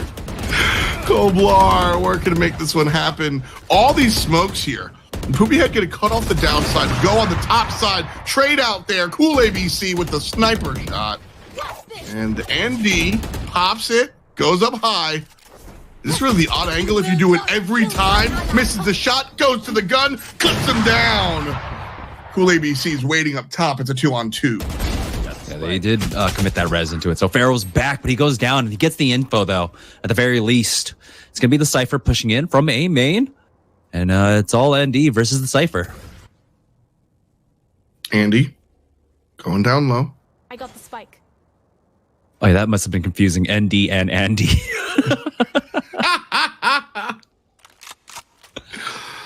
Well, you know, we've kind of taken it upon ourselves to truncate that, but I guess we could just stick with the original. Yeah. This night's devolved man's enough name where I is think No it's fine. Dick.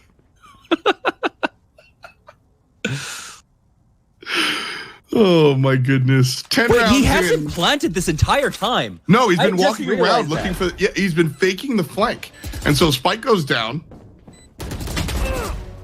And Andy, all that for that. Like if you're gonna plant with the last 5 seconds, you better win. If they get a 9-3 half, that is going to be huge. I think What's economy look like right now? I think they are in a good spot.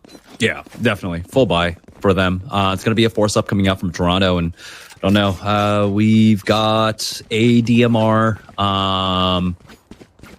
light armor for 3 of them, 4 of them as well. So, yeah, Nodic needed some more utility there, it looks like.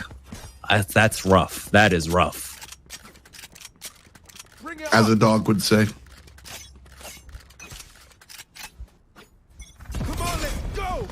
Here we go. Run it back.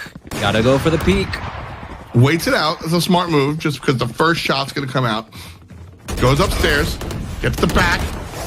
Nice job. That's 2 already for Toronto as they bust on into the scene. Here's the jump down. And going to be smoked out on the backside. Spike coming up on the front side. Everybody's local. Planted down at B. Here. This is, by the way, this is the only spot you can plant the spike. There's no other spot you can plant the spike on B. That is factual information. 2v4. Okay, Leah? Ooh. Oh, no. All right, Black Moose. Keeping this alive. There we go. Attackers are going to go ahead and win that one out. And so, not a 9-3 half. It's going to be 8-4, Toronto. Keeping this closer than it really can be. But again, this is one of those maps where just defense is so heavily favored. Yes. Definitely a D-sided map for sure. Toronto here.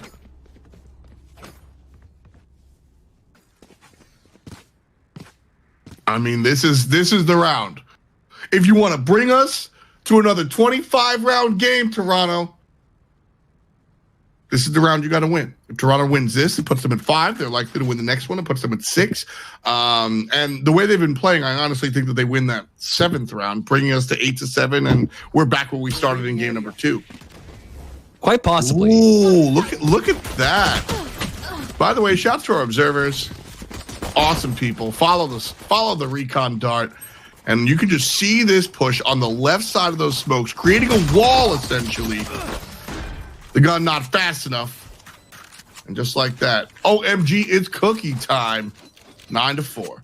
Yeah, you never get to see a B main push like that, honestly. Generally, it just gets slowed down, right? The simple fact that that Toronto doesn't have the Cypher, and the Sage wasn't able to try to anchor over at B site meant they were able to just push up B main. It was absolutely free for Utah there. Understanding the kind of compositional deficiencies here for the split defense. Round starts. Barrier phase is such an odd term for that. Big wall. Cool ABC doesn't care. Pops over it. Motion blur. Be damned. Walks in. Gets taken down. Trade out. 4-on-4, baby. And we're going to walk in like it's old COD. Cookie time picks up Pharaoh. And now it's 4 players on Utah standing strong. Toronto trying to make the best things happen here. But with the spike down, this is going to be a tough retake, to say the least. Yeah, you can tell there's like a sense of urgency in the way Utah's playing right now. They are trying to speed run this half and get this game over with. They really have just been running it in between maps. I forget who said it, but somebody in lobby chat said 99% sure this is the most I've ever played this game in one sitting. So they're getting antsy. They also know that they're about 2 hours late to their Monday date night. Yeah. And I think both of those things, like in all, like complete jokes aside, I actually talk about this a lot. I used to cast MOBAs and we would have 5-hour sets, right? That's about right. Yeah. And like, it's a real thing, like staying focused, like throughout 3-4 hours. These guys have been playing this game for mad long, dude. And staying locked in is tough. I always felt for the Dota casters who had to like cast during like the rat meta. Yeah. Right? Like Dota ratting was like the worst thing in the world. Your tinker just like hopping around or like whomever and just like pushing every lane. Like the tinker thing was ridiculous. And then you'd have like 2-hour matches, 120 minutes. Headshot. Utah looking good here. And D, though. It's almost like Toronto was like, all right, guys, Utah's in trouble. We're going to kind of like play, but let them win. And No Dick was like, no way. I'm not going to do that. He's out here like quadrant. Oh, Nice. please, nobody clip that call. That was It's almost kind of like when you're playing the MOBA, and then like you have like your 1D scene, so your team's just like 3 of your team is just like open mid, and then that 4th guy's like no. He's just, I'm split pushing, guys. Do the Baron. It's like, guys, just shut up. Just get a couple of kills. Mid. Come on. Yeah. No, man. I want 2 on the left. We want 2 on the right. We're gonna do this correctly. 5-man push though. Now Utah. Oh, poopy head. Nice pick. You will not Again, kill my ally. rush here. A is the spot. Get out of my way. Too late there for cookie time. Just in time from Fly and Leah, and Fly again. Toronto trying to fight back into it and looking good while doing so. Koblar, the only one up for Utah. And Toronto in a good spotter.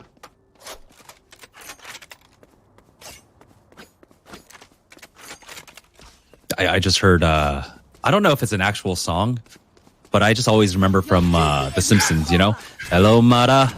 Hello, Fada. Here I Going am straight to Camp Granada.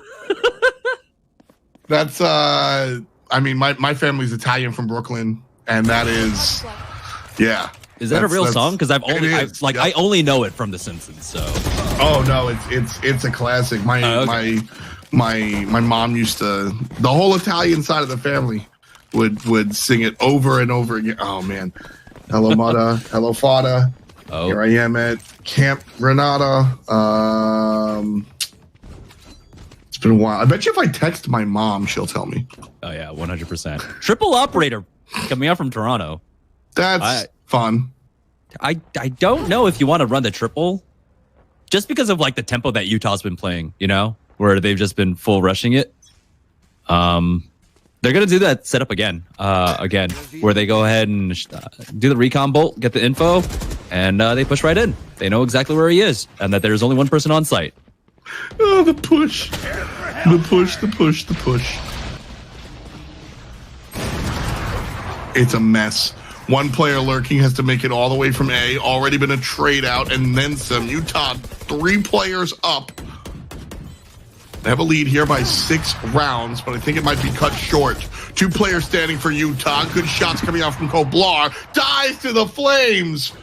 And that's that. Toronto gonna get the defuse here. And they're back into it, boys.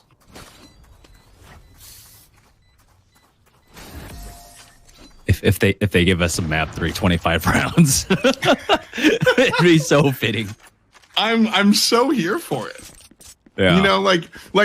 Talking about like the mental fortitude as a commentator, I think when you get into like the end of that second game, you're like, finish it, please. And then the beginning of the third game, you're like, all right, fine. But then once you get to like round 3, you're like, well, I'm in, I'm seat belted. Bring me the action. And like, you know what, Jamerson? I'm going to speak for only me. I want to see all 25 rounds. I hear a groan from production. I want to see all 25. Every single round. I want every round played. I want to go to overtime. I want there to be a tie in overtime. I'm here for it. Let's go. Let's play till tomorrow, baby. Gotcha. What I will say, even though there are like major complaints about MR1 being like the basic tiebreaker, right? The overtime here in Valorant, I love it as a caster just because it's going to end for those longer days. It's an interesting look. I mean, Counter-Strike goes on and on and on, right? So Koblar tries to get a second backstab there on the run it back. But here we go, going in. Ooh, ABC playing with his food right now. And getting eaten himself. It's 1v1 though, 6 HP on Fly Cow moves. What? So Fly Cow Moose, like, maybe we can dissect the clip later. I don't think he was shooting the player. I think he was shooting to open the wall up, and the enemy opened the wall up at the exact time that the bullet came through, which happened to hit him in the head because that's where the crosshair happened to be.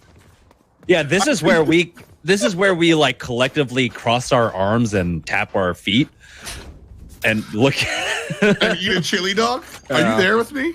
Oh my gosh, I would love a chili dog. Actually, it's been so long. 11-7 now. Utah, come on, 2 more rounds. That's all you need to close this out. But Toronto really scrapping back. So when you said that, cross your arms, tap your foot, I immediately thought the 90s Sonic the Hedgehog cartoon. I'm waiting. Oh, yeah, I forgot that chili dogs was a thing for that. Like every show had their kind of food, right? Like Teenage Mutant Ninja Turtles had the pizza. Then you had the chili dog. Jam, pineapple, please, ma'am. Yeah, I know the Ninja Turtle order. Leah Panda, though, trying to cook on their own. Cooking up Utah. Nice couple of kills there. 2 players still up. Trying to bring us to a round number 19. Utah would like this one to go in their favor. I don't think things are lined up that way. Cool and Koblar feel a little bit different. And just like that, we're evened up. It's a 2v2 contest. Koblar shows up, and just like that, Rogue Priest comes out on top. Whew. All right. This could be the final round. Right? Huh? Jet's like a rogue, right? Yeah. Just got the knives. Yeah. Rogue Priest. That's a good comp. We like that. Every comp's better with a feral druid, but that's besides the point. Utah on match point. How do they bring it home, Jamerson? Oh my God, not like this. I'm sorry. I was watching their buys, and I was okay. This peak could be good, but I don't know. Do they have the information for this peak? I don't think anyone plays over at Heaven, so it doesn't even matter. There we go. They're revealed as well. But here comes the push. As Pharaoh starts it off, Poopy Head finding one. Oh, the flash is good. Just uses everything. The wall did nothing. The wall's right there. Poopy Head like, oh man. That was the shortest wall of like wall history. I have done that a zillion times. At least, you know what? At least, nice shot. Beautiful headshot and one. Fly Cow Moose. It's that's always what happens, right? When you just can't get funding for a wall, you just end up being very short. Koblar takes down one, but it's Poopy Head that takes down the next. Toronto brings us to 8. We're going to distance. We're going for speed, baby. Let's go to it. They're going to go for that play again, it looks like. No, never mind. No, they're splitting this up. Okay. So I guess Cookie's not going to line up for it anymore. They're just going to play a little bit default, change up the pace a little bit. Interesting move coming out from Utah. It's probably the right choice, I think. Slow it down, calm it down. We have 1 round. That's it. We've got to this point. Speaking from Utah's perspective, right? They've gotten to this point by playing fast and furious, essentially, and they did all that, and now they're 1 away. So Toronto has reasonably kind of tightened it up, and they're playing a little bit more. They're not getting surprised by these okie dokes, and so Utah just slow it down, play default. I think was the right approach. Not working out so far. As it's 1 versus 3. Spike is going to walk on by. We'll meet 1. Pharaoh is going to meet him down here. Oh, bad angle. Flame Turtle picks that up. Feeling better. Going faster now. Running towards B. 2 players left to play D. Oh, the comeback here. Yeah. The simple fact that it is a 1v2, but for the fact that they have to play 1A, 1B means he gets to take individual 1v1s in this. So this is massive for him. The rope is the scariest part for him to clear, and now he's up here on A Heaven. Is going to be able to get this plant, it looks like. Just has to win this left duel. side. Didn't see anybody. hear Made a lot of noise. Yeah, it made a whole lot of noise. The call is made. You can see the flank, the rotate coming out. Nice mulberry bush here. 1 versus 3 as Sage finds the res. And the odds are not in your favor. Toronto brings us to 9. Nice try. Very, very much so. Toronto having to res into that. So, I mean, they need to. They need to res as soon as possible, right? They can't just hold out for like the clutchest of moments or whatever. They need to maintain any semblance of economy. Every last dollar needs to be saved, and so that's a big save. That's a big eco save, I would say, for them, or eco ult and res for them. Right. Yeah, I think that was a really smart round from Toronto here, able to find that. Utah, CZs. This is run and gun. If I've ever seen the plan, they are going to walk in, hold left click, and see what happens. So that's the game plan here. Yeah, the thing is, like, it doesn't spot him out here. If the thing comes out, oh, they try to chase him down. They get the 1. Pharaoh winds up with 2. Cool ABC chases it down. Pharaoh with the tertiary kill. Fly cow moots. And 1 in the garage.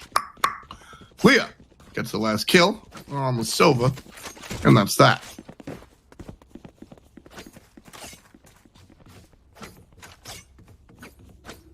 This is big. If Toronto win this round, they basically secure 12-12, and we're sent to the 25th one.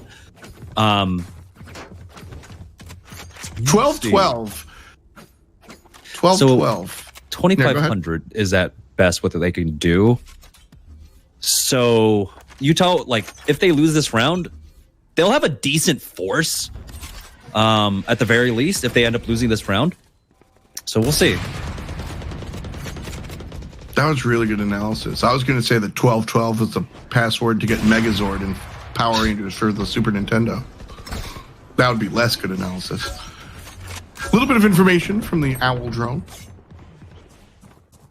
Toronto spread out, Utah less so. Bunch of players up mid, shading towards B. You can see the Cypher player kind of opting to catch a couple of flank rotators from A.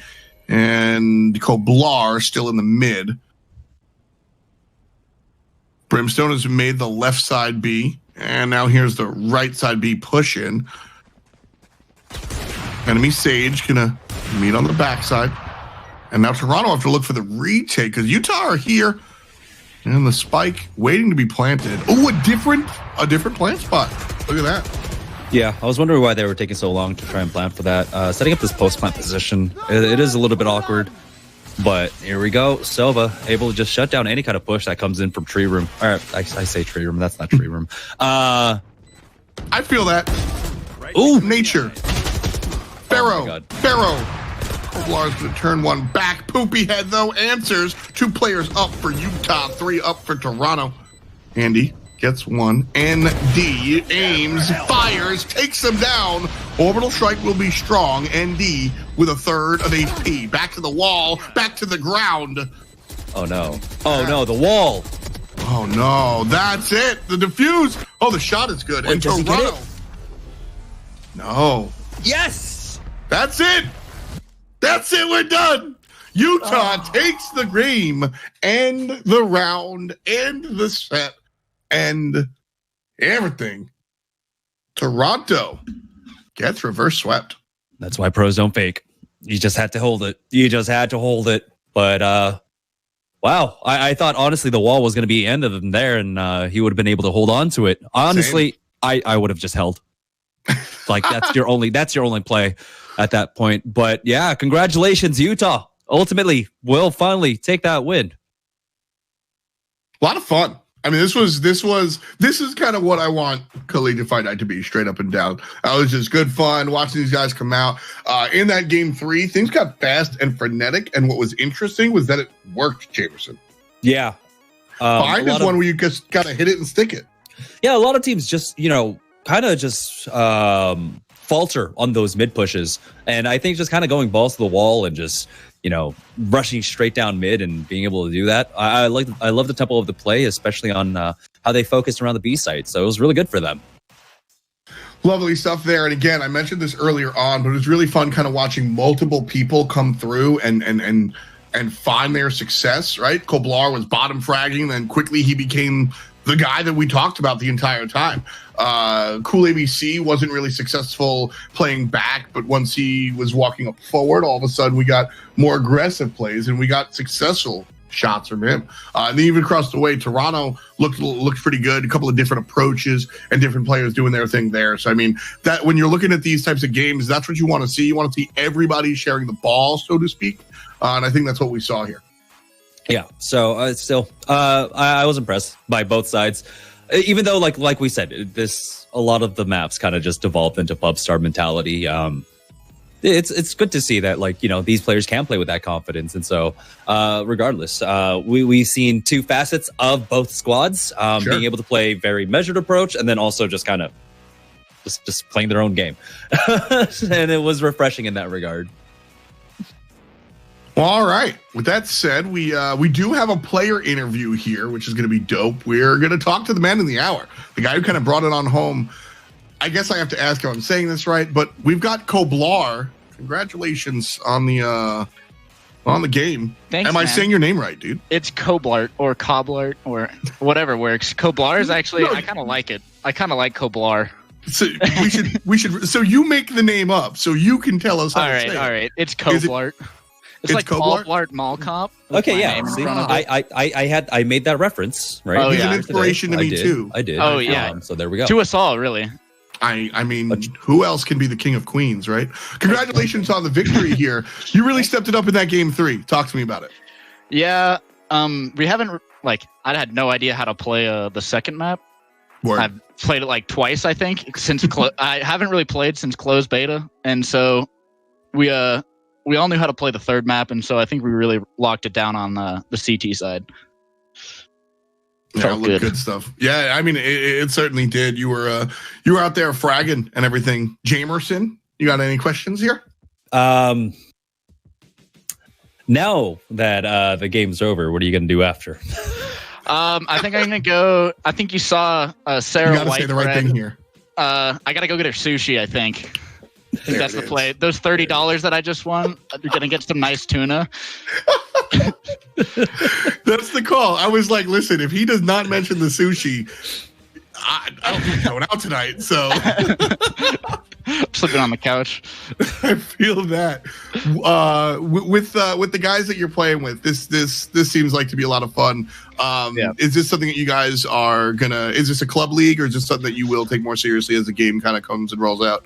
Because you guys play on the Overwatch team, right? Right. Yeah. Most of us are on the Overwatch team, and so as of right now, we're kind of in the middle of the Overwatch TESPA finals, and so that's why we haven't really been practicing at all. And we're all just kind of fans of the game, and so it's pretty fun to play. And we heard about the tournament. We're like, might as well on a Monday. We're not really doing anything. Let's have some fun. And I mean, it was great. The tournament was set up great. Obviously, the casters. We were watching the second match or the second semifinal and some brief rounds after the games were over because of the delay. But it was a lot of fun, and because we already have the synergy, it's been it wasn't like with the new team together. We were all just kind of messing around and clicking on heads as it goes. Starting to a lot of Valorant, so we started to just kind of run it down towards the end. We mentioned that. I was like, they're just running it down to the site, but also I've been sitting here, so I know how they feel. yeah, I can only imagine. You can only watch so much top tier collegiate gameplay until.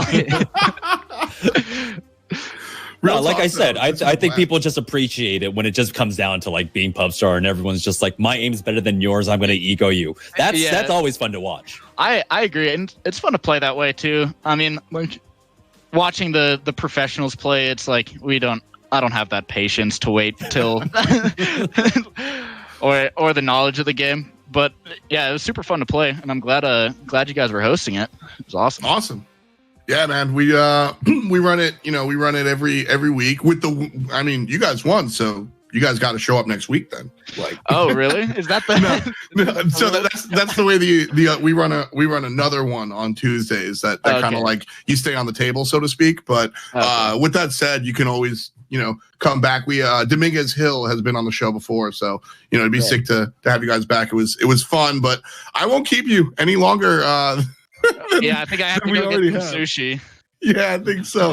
Anything you want to say to the fans at home before we let you bounce?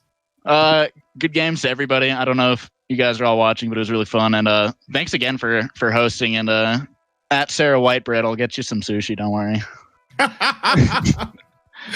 Thanks again, Cole Blart. We appreciate it. Tell all your friends, and we'll catch you next time. Yeah, I will. All right, have a good one, guys. GG's. Oh yeah, peace GG's. out. Thank you. Yep. What a good guy.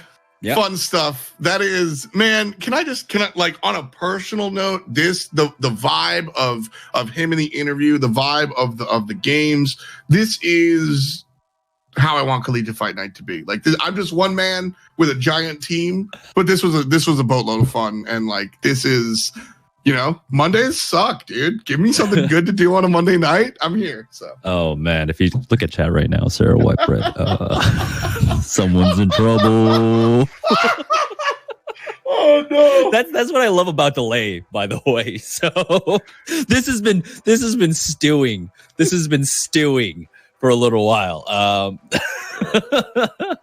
I did not get this young man in trouble. That's all I know, and that's all I'm gonna say here. One more time, Jamerson, this was a pleasure. I always enjoy hanging out with you, my man, on Mondays. Tomorrow we've got something going on as well, don't we? Yep. We have our regular fight night. And so we're going to have 2 best of 3s as one team is looking to try and become king of the hill, and another one is just retaining their title. And so make sure you tune in. It should be the same time, or we might start an hour earlier. I'm not entirely too sure. Production can let us know.